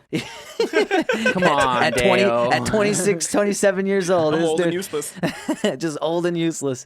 No, but so some people really work right up to that edge. Like I know people who are far more active than some people I know in their 20s, and they're like pushing 75. Yeah. Like skiers. Like I know people who are like skiers in their 70s. And so their window of being too old to really function the way they want to might be just like the last last couple of years of their life, or just immediate death. Yeah. You No, know? totally. Or they just get crushed by a boulder and it's game over. So yeah, well, that's just it. Like that can, in other words, I don't know. I know what you mean. Like how much change are you willing to not try to influence, but at least take advantage of? Yeah, I don't know, and I feel like it's situational in a lot of times where it's where I always say time changes when you're not at work. Yeah. Because like I don't know, depending on the day, sometimes it can go fast, sometimes it can go slow, or Mm-hmm. it might feel different. What you when do with the day? Yeah, it might feel different when you get home. Because of it's like it's relevant. You know what I mean? Like you can have 2 people doing the same thing, and one person might do a lot more in the same in an hour than or Yeah. Uh, Yeah. I got what you're saying. Yeah, that's a tough one to kind of convey. So it's like an hour, like say we all had an hour to do something. And this is kind of tying in to new age methods of, or rather it will be more recognized as new age methods for how people can earn money. Because say we each have an hour, or let's say a day to be fair. We have 8 hours to do I a don't have project. That's too much time. Too much time for Deo. Deo gets 9 years. We'll get 8 hours each. So say we each have 8 hours to complete a project, and like you, for instance, do it in an hour, right? We have to make, well, let's say a logo, and you have to make a spot-on logo that's relatable and has just all the dimensions that you would want in a logo. Whatever Yeah. those are, doesn't matter. You get it done in like an hour. Me and Deo both take 8 hours to do it, right? Or 9 days. And on top of it, your product's even better. Your finished product is better than ours. We would both get paid more than you in the time scheme of paying. Right. You would have gotten the shit end of the stick, getting paid for 1 hour worth of work, where me and Dale would get 8 hours, and we were both sticking our thumbs in our butt for 8 hours and came up with some Sounds like a normal day for me. ragtag. sounds like a long day. Monday through Friday, baby. Monday through Friday. Double on Sundays. So, a new age method of going about things is how people are going about doing what they need to do in a certain period of time. So that kind of changes. So if you're somebody who, say, you're a contract worker, and you're probably familiar with this, working with people on jobs, right? When the job is done, that's when you get paid. So if you're able to do a week-long job in like 3 days, that's a big win for your boss or the person who owns the LLC. I mean, that's kind of how it works when I was painting for the years that I did. You know, we got a job done. That's a lot of money saved because that's time that you didn't need to spend doing something. Yeah, that totally changes the way you think about time too. Yeah. Like, like, oh, I got all the time in the world, or like I got no time, man. And I think it does really boil down to having money a lot of Yeah. times. You know what I mean? Like, Well, what I always say is money defines the quality of your time. Yeah. So what I mean, what I mean is that, if you had $0 and 10 years worth of time, that 10 years is gonna be tough. Yeah. But if you had like all the money in the world and a year's worth of time, there's be a lot of things you could do. Not even if you just have enough. Like, I mean, I've experienced that personally. I'm now at a point in my life where I can just live comfortably. And Exactly. it's You just don't great. need Like, when need you're a- not chasing like living paycheck to paycheck. It's yeah, Yeah. totally. that stress is just like, I don't know. You get to. I've experienced even the last like few months into it last year. So just like a weight is off my shoulder. You just, I don't know. I have a Yeah. different perspective on life. It's very interesting. Exactly. Well, that's what the question is. A simple question I always ask myself. I go, how much money would I need to earn to live the exact life I would want to live? And it comes down to more often than not, it comes down to a matter of time, not money. Because it's how much time did you spend earning the money that you need to live your life. Yeah. So if you spend all your time earning that money, then there's no point to the money, Totally. right? Or if you spend very little time earning that money, then you're capitalizing. Because really, at the end of the day, time, as we're talking about, is the main source of currency. That's the main Yeah. currency. Because you can't do anything else without it, right? If you have zero time, money's obsolete. Yeah, and You're just dead. I don't want to like. I guess I don't want to get in it too much in terms of change, but like if we all had more time, Mhm. and I think we would see more change in our country at times. That's another thing, yeah. Like, if everyone's so busy just There's doing life, there's a lot of factors to the system right now that push people into lifelong job. I mean, it's, as we all know, and it seems very reasonable, but it's, in my opinion, it's not. But to some people, it does seem reasonable to work until you're 65 and then retire. Yeah. But now, especially with our generation being the most proactive about it, early retirement is the goal. I mean, for most people that I know, retiring at 40, that's probably the longest you should be working 9 to 5. Yeah. From then on out, it's so when people say retire, they go, okay, I'm done working. It's not about that. It's done working when somebody else needs you to. It's then moving to a model of work that revolves around skill and not time. Being able to do something when People struggle finding that though once they leave. Oh yeah, like- it's tough. It's not easy. I'm and not that's saying also it's the easy. trouble is like you have to amass a good amount of money to be able to actually like retire, so to speak, at 40. Like, Well, that's just it. So it's not about so it's this lump sum type of state of mind where people think, oh, I need $10 million or whatever to retire for this many years. But again, it goes back to that question: how much money do you need a month to live? We'll say just month. We'll use that. So if you can find a way to passively generate, say, $5,000 a month, I mean, that's curtains, yeah, retirement. Then right then and there. Yeah, totally. That's not a lot of money. It might be relative to what you earn now, or it might be, a dream. But honestly, there's people who make $10 million a month passively. that's the problem. You got to find to be able to do that though, and even I mean, 100 million. Even if you're going to work till the 65, as long as you can find something you like to do, it makes a difference. Exactly. But I think that's a problem a lot of people have is like trying to find like I think people. I don't know. I feel like I maybe did this for a while where I was just kind of felt like I was doing nothing and Yeah. trying to find like something to do, and like you can waste a lot of time It's doing like nothing kind of and getting nowhere, it seems Yeah. like. diversity is really what defines how much you enjoy it too. Yeah. Because say you do the same thing, I don't care what you love. Say you were climbing for a living, you would kind of be like, Probably be psyched. well, I'm just saying, like after a while, if that's something you had to do from 9 to 5 Monday through Friday, it wouldn't be that long till you were like, If Yeah, you keep totally. I don't want to do it right now. Well, you know? I mean, with that maybe you could it'd be a little different because you could always find like another mountain to conquer. But I know what you mean. no, like- yeah. yeah, So But I know what you mean. You in could, the yeah. industry of climbing, it's probably very hard to get tired of it because it's not it's not something that can be applied to a 9 to 5 Monday through Friday Yeah, setting. it's not so structured, I think. Right. Yeah, but exactly. working a job like a monotonous job. Well, where like it's the for me, same I've tasks always all day. it was always my dream to become a trainer, and I did, and Yeah. now I even work for myself. And honestly, it doesn't have the same thrills as it did in the beginning because I've been doing it for 5 years Yeah. straight, just every day, same thing. And as much as I do love it, it can be difficult to appreciate. Yeah. After some weeks I don't want to do it. Maybe there's days where I'm like I don't want to go in today. Yeah, something like that. And I still have to. You just get so used to, like, you get so good at what you do, you get into a rhythm, you kind of do an autopilot, and that's when it can become kind of. To us, this conversation, this is a normal thing, right?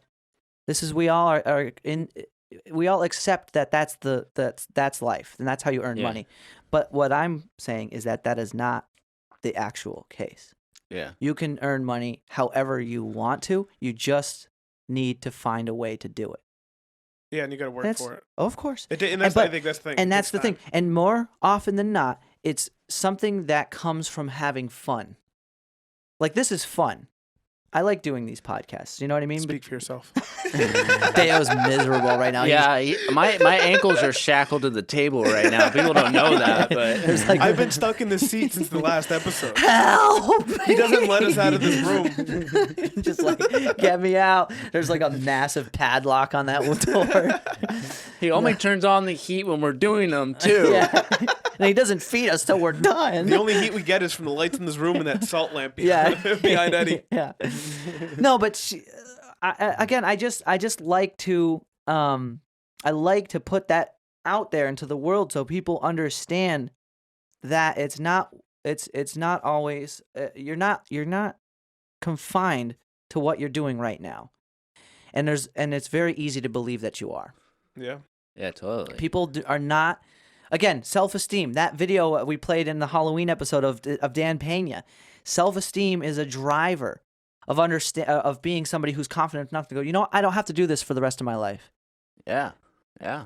So then ask yourself, if there was something you could do, or money was no option, no object, what would you be doing? You know what I mean? Right. And in a lot of cases, you'll find yourself climbing or doing a podcast or I don't know, playing video games. You know what I mean? Like, honestly, you think it was laughable before to make money off of playing video games. Well, guess what? People are making heavy bang. bags, dude. Bags. Nick Merckx, that yeah, whole, like, thinned. Like, shout out to those guys. I mean, not only through sponsorship and all that, or rather not sponsorship. Let's go through endorsements. Just viewership. Yeah. And then the kind of monetization that you can yield from viewership, and then you have donation, like Facebook. These people who are streaming through Facebook and Twitch get donation. People send them money. Some people, because I'll watch some of these streams like after the fact, and you could see like some people will donate because some streamers they'll have like, the more money you donate, like the different, like the cooler the emblem that pops like on the screen when you donate to show your name. Yeah, and so people and they can even say things. Yeah, so people will intentionally like donate like hundreds, if not thousands, of dollars to get a shout out, to just get like a cool shout out in the middle of this dude's stream. Oh yeah. I see it all the time when I watch Nick Merckx's highlight videos. And same thing when I'm watching Thinned. Yeah, and those guys, do you think those guys were like, nah, this is dumb. I mean, I could never. You know what I mean? Did you think they doubted themselves? I mean, okay, so to think generically, of course, everybody doubts themselves along everybody's journey. You know what I mean? That's a function of a progressive mindset, is to be like, oh, I could have done better. This and that, right? But the reality is they believed enough in themselves to do that, to turn the camera on, to get their live stream set up and start just doing things, because they obviously that wasn't bestowed upon them. And I think this goes back to the biggest thing is just time. Like, it takes dedication. It's not going to come in a day. Like, Rome wasn't built in a day. Like, exactly, it takes brick time. by brick, and it takes time. So two things that people don't get is that positive self-reinforcement and understanding that you can and that you should believe in yourself, because most people do not have the environment that is supportive of that train of thought, that mental mindset. Yeah. And two, because people all around you, if you notice, will try to keep you down. We've all experienced that. There's people in our lives, and hopefully not in our lives anymore, or at least in our lives, but from a distance, because it's important to keep those people at a distance. That's why you sit over the air. And that's why, keep your distance. But I'm watching you. Get the and so. I got you. Yeah. Leave it on the screen, guys. Leave it on the screen. Fuck you! Start fighting and shit. The camera knocks down. And we're back. Sorry, we're back, ladies and gentlemen. And so, so we all know those kinds of people, right? And they're there to keep us down. And then there's this perception too of that you don't have time. Time isn't something you have. Time is something you make. You know what I mean? More so than it is something they have, because you'll never have it if you just say, I don't have time. I don't have time. But you have to make time. It never makes itself. Yeah, you got to take the steps and you got to. I've said it here before too. The older I get, the younger I realize I am. True wealth is how much time you have. That's what defines wealth. Being rich is a monetary feat aspect. Being wealthy is a time-oriented aspect. Yeah. It's having experiences. Exactly. So the difference between somebody who's rich and wealthy in certain terms, depending on what book you read, and you can embellish or prove me wrong on this, but I think a good way to look at the difference between being wealthy and being rich is that being rich is somebody who has a lot of money, and being wealthy is somebody who has a lot of time.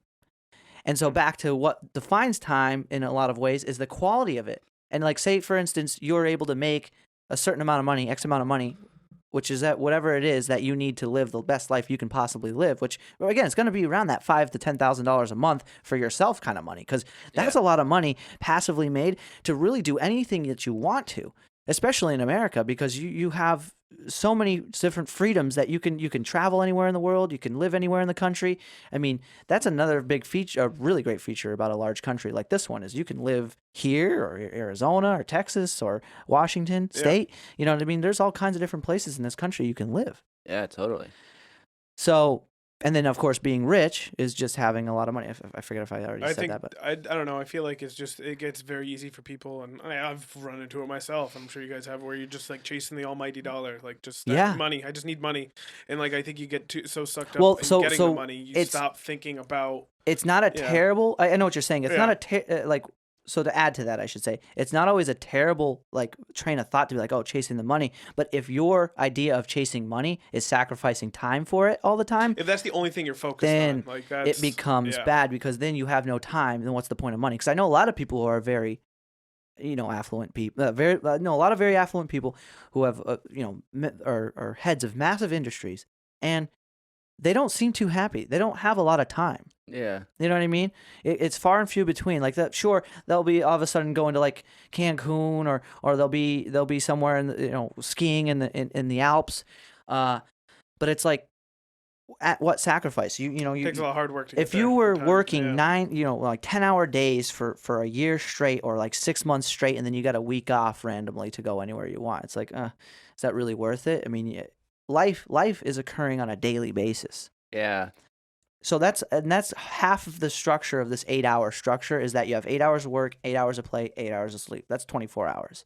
Yeah. That's kind of the reason that we have this 8-hour standard. Yeah. I think, in my mind, because that's kind of, if you think about it, that works perfectly. Okay, so 8 hours of time to do stuff, and then 8 hours to sleep and 8 hours to work. But that can be overwhelming, because if your day is 9 to 5, that means you don't get all those hours unless you wake up super early. So your time for play usually is before and after work, and it's split up into two.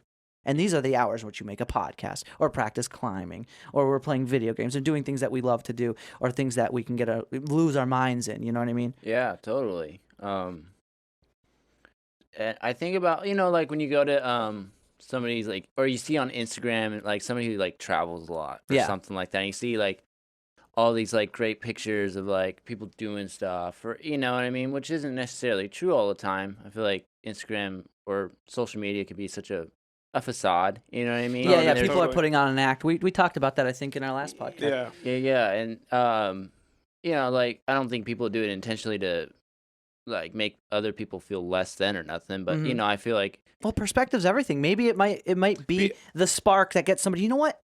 I want to do that. I'm tired of working this fucking job. My body hurts every day. Yeah. I need some change. Yeah, and like that would be great. I always think to myself, like, how do people have time to do all this stuff and afford to live and all that? That's like their first question. Well, that's the thing too, is like I think we've talked about before, is like I've seen articles where people our age have put themselves in significant debt going on these trips for the sole purpose of being able to post it to social media. Like that's when it gets dangerous. Like that's true. Yeah. And that's what's dangerous, is like you and I look at that and we go like, because I do the same thing. I'm like, how do these people have this time? And then you read an article like that, it's like, it makes a little more sense. Yeah, and But yeah. man, when you see how much money these people make off like say you have 1 million views and you've just been shaking your Yeah. ass on Instagram for a year, and you have 1 million not views, 1 million followers, and then all of a sudden you're wearing Lululemon. Lululemon will. I can't even imagine how Yeah. much they'd pay, because how many people are going to look at that and then see the hashtag or the tag Lululemon? Boom, there is a number associated. I mean, again, this is back to the social dilemma. It's cultivating audiences, and then out of the audience, you can get certainty. Yeah. And that's what's being sold online, or rather, that's what's being sold on Facebook, on Instagram, on all these social media platforms, is certainty. Even just an ad I recently ran for this podcast, it goes mainly to people who are more likely to click on an ad, and Yeah. they know this. They Yeah. know this stuff. So Yeah. they're generating all these analytics, like we were talking about, based off of things they already know, so they can pinpoint certainty. And you can then you're pretty much what social media sells is audience. It's you and me. Yeah, totally. That's the scary part about it. And I hope you guys are doing No Phone November. At this point, I've been doing it. That's where the It's a little challenge. I know it's a little soft of a challenge. It's not that hardcore, but I encourage people I hope people are doing it. I feel like That's what would be Chucked doing my right now. phone out the window the other night. Is Yeah. that what we were supposed to do? Yep. No phone Yep. November? Well, Yeah, you yeah, were yeah. supposed to, yeah. Literally no phone, you said? Don't We say just- nothing.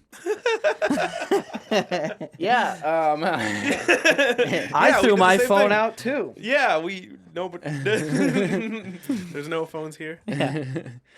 I feel like time-wise, or like in terms of like control, like you can only control yourself changing, Mm-hmm.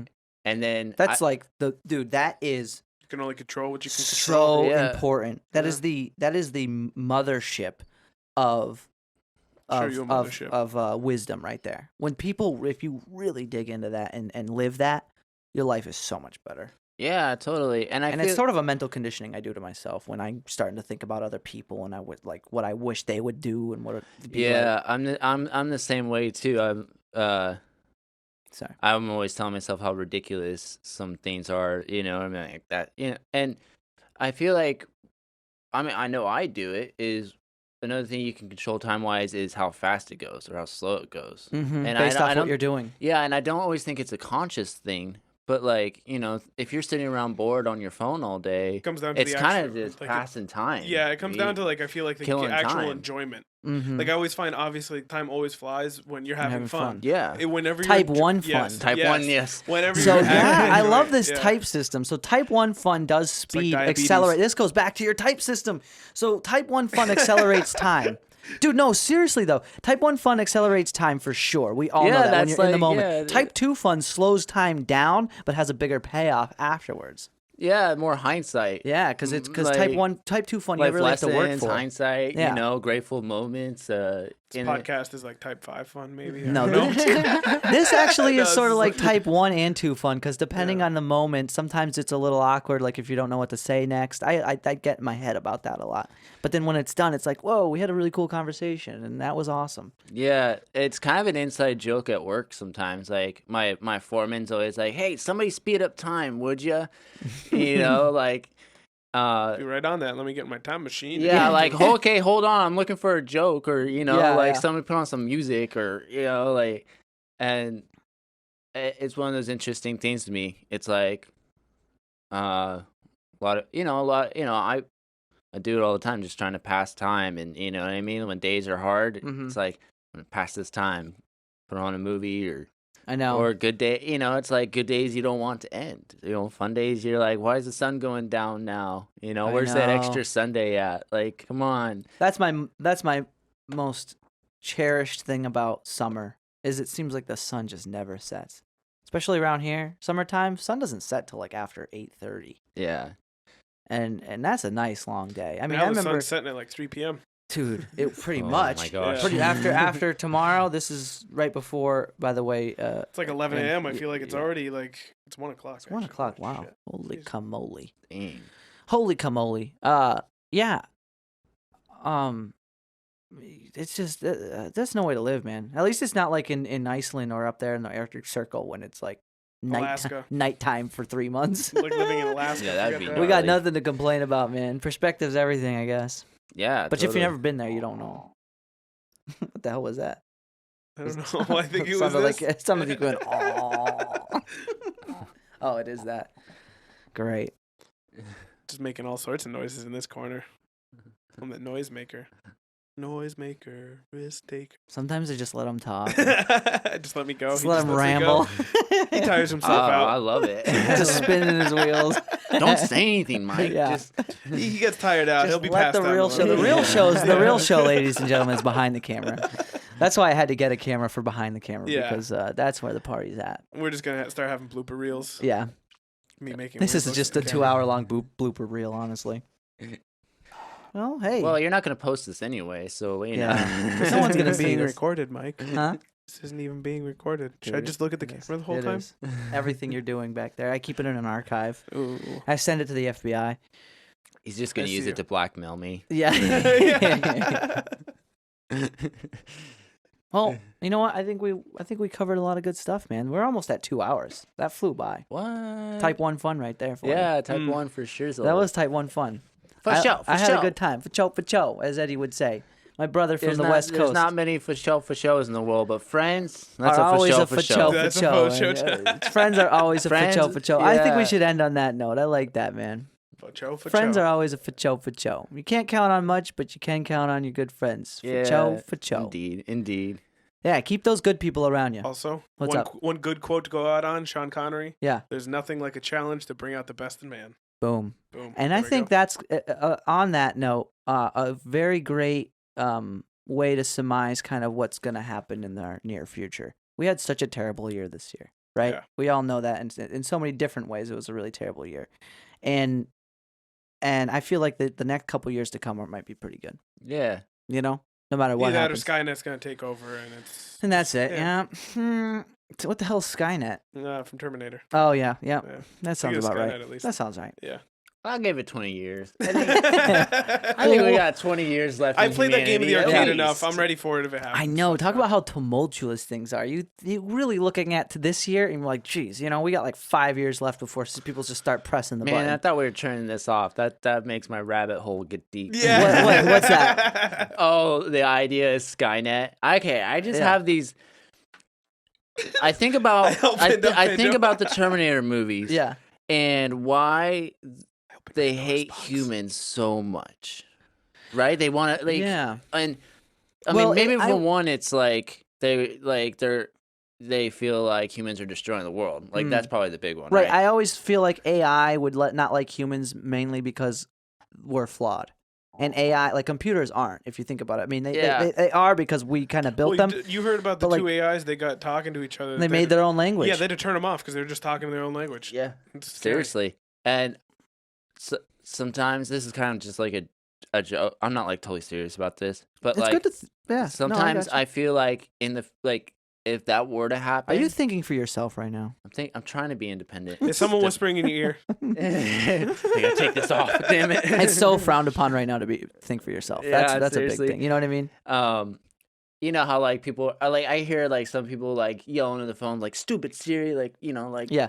or like you know like talking shit on Siri, and I like someday I feel like Oh, I Siri's gonna say- be like a real She's gonna remember what you cyborg said. being. Siri's Like, gonna she's have a virtual fist. And it's gonna Yeah, come how out that would you- phone. How would you She's probably gonna be butthurt at what everyone's calling her eventually. How would you talk to Alexa or If- Siri if she they was could standing if right they here. remember? Yeah, if she was standing right here and like I know, we're a so physical rude. of like, and I feel like We're so rude to AI if you really think about it. And- I say that shit all the time to like Siri. I'll be like, "F you, shut up." Well, have you guys ever seen? Speaking about that, have you guys ever seen the Joaquin Phoenix movie Her? From, I like, love Joaquin 2013? Phoenix. No, I've never seen It's that movie. basically Oh, like I- about this situation where he has an AI in his house, like an Alexa, and he falls in love with it. Basically, Maybe I it have develops seen like that. a relationship with it. It's a. yeah. That's It was a interesting. very weird movie. In all reality, they're probably superior intellect wise or like processing wise, and this is hypothetical by the Mhm. way. This is not like, but Well, I always say, don't nod it. It's totally feasible because if you think about it, technology doubles every year Yeah. in quality, all right, and or at least in efficiency. yeah, Humans do not.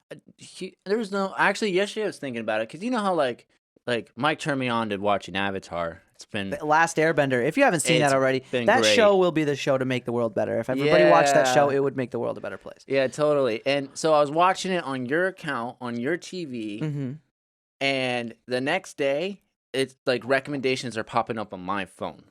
Oh yeah, You know, and so you there's should no watch way- Social Dilemma. I'm telling you, they work like that. Yeah, there's no way humans could keep up with processing all this data. That's I feel like that's all AI work, and that's all like automatic. There's How like much IBM information- Watson, and yeah, like IBM Watson's like that too. Yeah, It's just like all a the massive supercomputer. information that's being distributed between these devices. I mean, that's essentially how Find My Phone works, or at least on how the iPhone platform, iOS works, ISO, iOS. the operating system, sorry.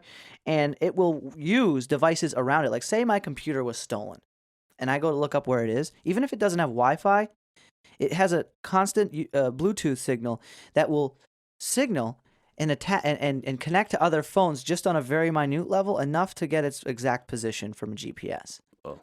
And then it goes to my phone. Because it's all one system. Well, they can use the cellular data too to try kind of triangulate it as well and get Yeah. like And in the same way, you're watching that on mine. That device is near, or at least on my Wi-Fi. I'm sure there was some way that that between Yeah, my that the bridge Xbox is somewhere. and it connected, and now it knows that you're into it. Yeah, and it like or just simply as far as like your microphone's always on basically. And they Yeah, can be- totally. That's- That's another one. Yeah. That's weird. If yeah, that's the true. microphone I don't. Yeah. But I mean, there's no way to really disable it. Mm-hmm.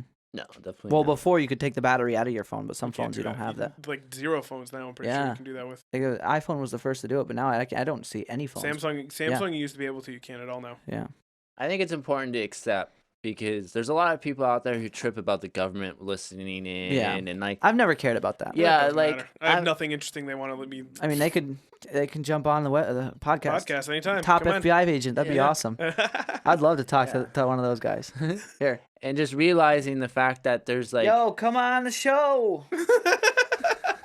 hop on in here, buddy. Get it out to the bring it down. Dude, that'd be so interesting. What were you saying? I'm sorry. I'd be more I scared. got carried away there. Uh, Oh, yeah, I never really cared. My Yeah, my no, parents were always wild about it. Like, oh, they're Yeah. listening, they're watching. It's like, watch away, I guess. I mean, I'm eating. You know what I mean? Like, You know, in terms of like, and I'm kind of talking about mental health, I guess, Mhm. at this point. But like, people will talk about like, oh, I feel like I'm being watched, and it's Mhm. like, well, you are, but it's no human watching you. You know, Yeah. there's like an actual processing an thing algorithm. There's going not around. like some dude you know, Jeff about- at the CIA headquarters just combing through your Google Right. results. my problem with that type of observation is when these politicians make shit illegal. Hey, you're not allowed to eat after 9. I know, we laugh now, but then there could be some death toll associated to people who eat after 9. And then it's illegal, and then they catch you in some way. in yeah. some I mean, China mildly does do dystopian shit future. like Yeah, that. China you does know. contact tracing before all this. Like, they know who Yeah, you've been you around. Can't Social- fucking jaywalk there. Yeah, you like can't- social media is tied into their banking systems. Well, it's a whole nother thing too, where they have their rating systems, like yeah, that well, their Black security Mirror cameras. episode. Well, there's security cameras too, all around. Like, I'm pretty sure they have it set up so they can actually, like, if they see your face, they have facial recognition, like through the cameras and stuff. Like, I'm pretty sure that company that does that for them is called Skynet. Probably. Yeah, I'm like almost positive it is. Check that out. Type in Skynet. See what it comes up with on your thing. I think it's I remember watching a thing, the program that the Chinese government uses Mhm. is called Skynet to do the facial recognition and yes, that is right. Skynet is Oh, programmed by the U.S. National Security Agency, Boom. NSA, that performs machine learning analysis. weird shit. Let me make I give it sure. 20 years. I think we got 20 years. Aliens. You ever see Ancient Aliens? You know how it was Oh, like yeah. that's the kind of subterranean stuff I was kind of getting into. Now they were talking. They Mole always people? they just grasp at freaking straws with that show. I think that show is so bullshit, all of it. But there is a lot of really good information out there. But I think half the stuff that you see that is remnant of a distant past is from our species, but it Yeah. had to rebuild at one point or another. Right? I mean, we've evolved as humans probably in crazy ways over the from a technological standpoint, I bet. Yeah, I and bet. I I'm- totally believe it. and I bet that has something to do with our mental evolution too, and Mhm. understanding, and like who knows? I don't know. I'm no. I don't know if this is true, but to that notion, I've heard that 50 years of human absence from this planet would make it almost undistinguishable that we ever even lived here. That's a trip. Yeah. Like all the cities would be reduced to nothing. Like 50 years. I'm talking like even just a year without maintenance. Google how many bulbs. I mean, you don't have to if you want to, but it's fun. Google how many bulbs need to be replaced in Vegas every day. Like I saw this documentary that said 13,000 light bulbs or something like that need to be replaced on a daily basis.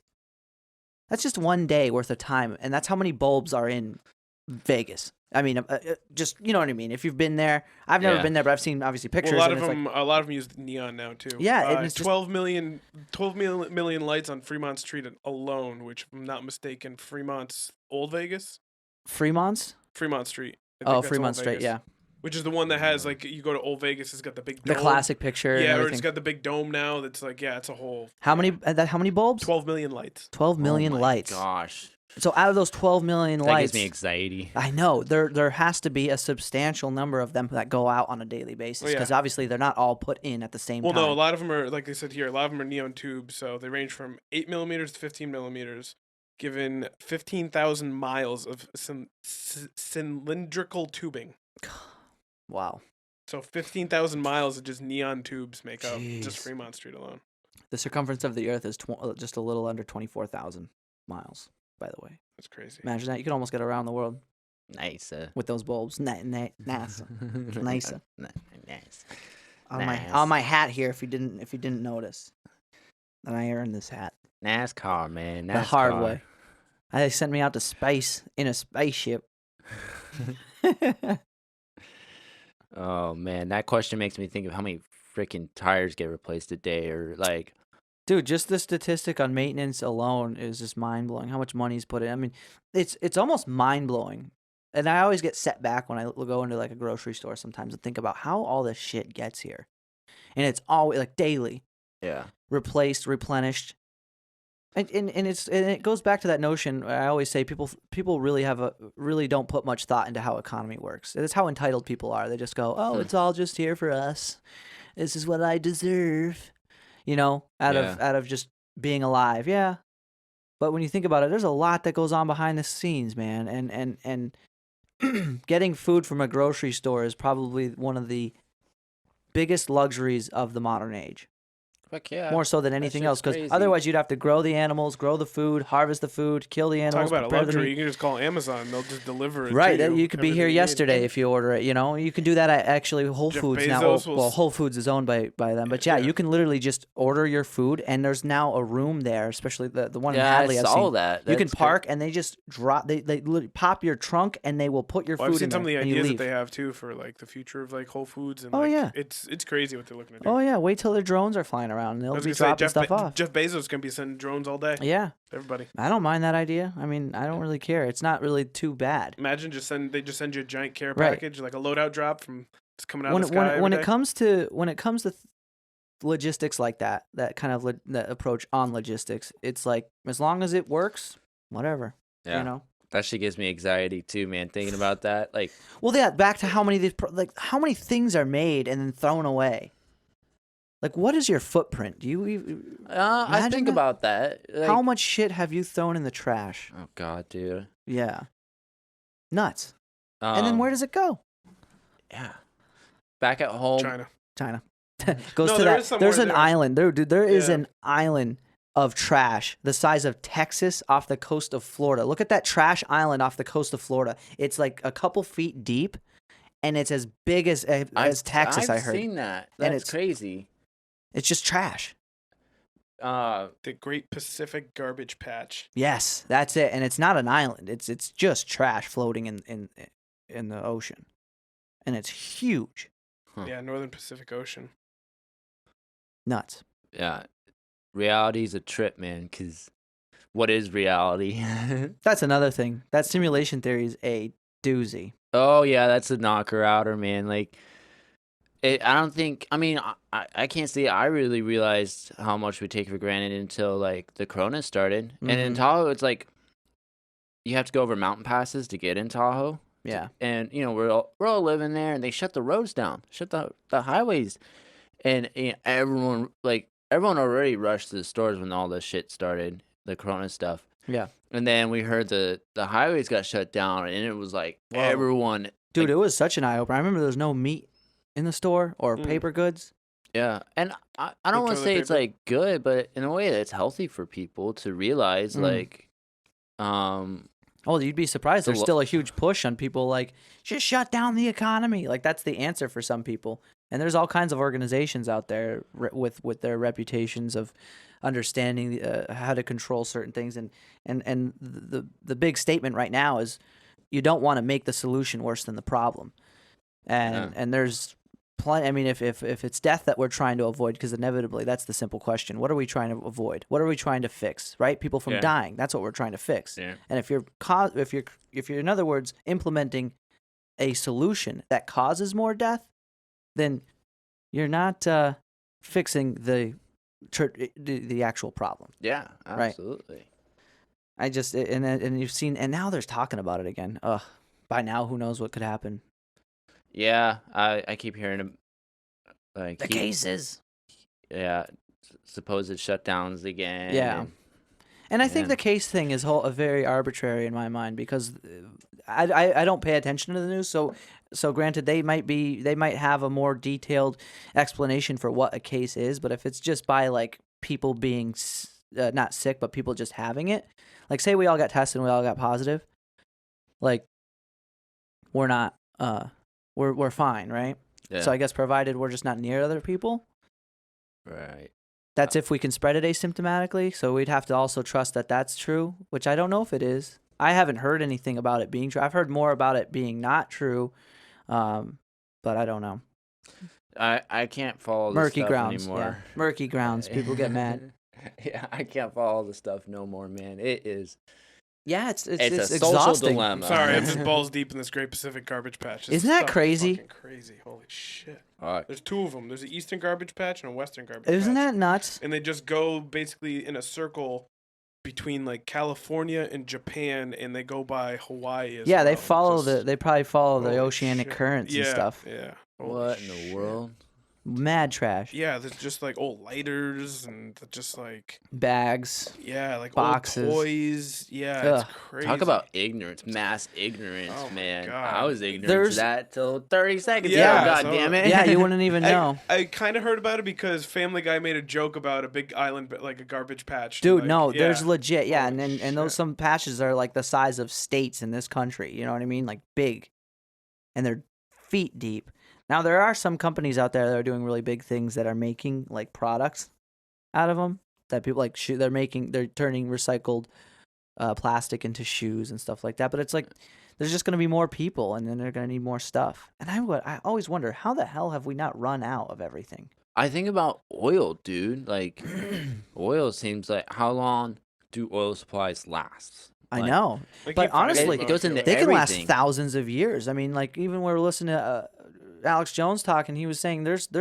I know people are like you shouldn't be quoting Alex Jones on things, but I mean you could probably do the research yourself, considering it's a pretty open source type of fact. But there's thousands of years worth of coal left. That's You know what I mean? crazy. And what's really what oil really is like condensed sunlight. So you have to think there was millions and millions of years worth of life prior to this. Yeah. And all that oil is, and it's funny because people think fossil fuels they think is from dinosaurs. Most of the oil that you use is from plants. Right. I mean, not all of it. We'll say like there's a fraction of a percent that is associated with dinosaurs, but vegetation has been around in so much more of an abundance for so much longer than dinosaurs, and it's just massive stores underneath the earth of oil from just. Yeah. It's crazy. I mean, everything we use comes from that. Plastic bottles and I know. Well, finally, gasoline and finally again, and this is another fun fact. Dale, could you type that in when hemp was made legally to use for industrial purposes? That just happened under the current president's administration. Is they made hemp usable now from an industrial standpoint for the first time in I don't know how many years. And hemp does everything that oil does, but better. Right. And it's renewable, so you can constantly grow more and more and more. And it's good for the soil. It and all grows these great fast, things. It grows too. fast, right? It has a massive yield. Yeah, and it's like hardy. Like I've heard you can grow hemp in Nevada, where I am. Yeah. It's like high desert, with And no other vegetation and it's been made around. illegal because of its relation to marijuana, and you can't even get high with hemp. No, the real reason I heard the reason why they made it illegal originally back Yeah, in it the was day, the competition between like JP. paper and stuff, because it's much better source of paper, and also for ropes, it's a lot stronger ropes, and so that's part of the reason why they said they. At least I've what heard, is? with hemp was part of the reason why it was originally made illegal, is because you could make stronger. Like to your point, it's just a much better. So there was, in other words, a competition, and the logging companies beat out the hemp companies, which is weird because when people first moved here, or rather when the colonists came, it was illegal not to grow hemp. Like that was like one of the only laws in this country at one point was you had to grow hemp because it was so industrious. Could you imagine if like there would be a mass shift in the way we did things like that? It's like, a super plant. If we switch from like oil manufacturing or synthesizing to like shifting into growing hemp and turning it into everything, it'd be. I mean, I feel like it would create millions of jobs. It'd create millions of jobs because now you have this huge agricultural cash crop, and then from the byproduct of that, you have all these different products, and they're biodegradable. You can make biodegradable plastic, and you can make polymers that are twice as strong or 3 times as strong as steel, and like 9 times lighter. All the cars were made out of it at one point, like the outside of the cars. And this guy was hitting it with a bat, and the bat would just bounce right off of it. So imagine that if your car was made more out of that, it'd be lighter, higher gas mileage. You know what I mean? Like, yeah, a lot of good stuff. Some food for thought. Food for thought. But let's wrap this up. Let's do something with our day besides this. This was awesome though, Eddie. I'm glad we got a chance to do it, man. Yeah. And I'm so happy me you came too. up to visit too. This will be a cool little remembrance. Because it's far and few between when we see each other. But I hope the next time we see each other, we're in Utah. That's my next goal, man. To get out there. Maybe we can coordinate something. Dude. Oh, we will. I won't do it without you. How's that? We'll make sure we can make it happen. You know what I mean? Just let me know, baby. Just let me know. You know how I roll. Yeah, man. I've been dying to see Zion. You said you've been to Bryce, but not Zion. I always get the two mixed up. Yeah, I've been to Bryce Canyon and like Moab, Utah. Nice. That area. And Zion's just next door, so yeah, man. We could maybe even do both. Find an Airbnb out there. But all right, guys. Hey, check him out on Instagram. You never know what he's up to. He's a wild cat, professional climber, man. He's out there. He's making it happen. Climbing away. I know you're hard on yourself about that. I'm gonna have to go add like 50 photos on Instagram now. Yeah, you should, man. I think you should really share those journeys with people because you do have quite a playground out there. I mean, the West Coast is the best coast, in my opinion. Maybe not the coast area, but more inland. Yeah. You know what I mean? You probably don't want to live in California, but it's worth visiting, I'm sure. But you know what I mean? All the gems are those national parks out there, and there's so many of them. Yeah. Yeah. Grand Canyon, whatnot. But guys, thank you so much for listening. Subscribe, like, comment. I'd love to hear some feedback, and I appreciate all the feedback that I have been getting. I love you guys, and see you next week. Peace out.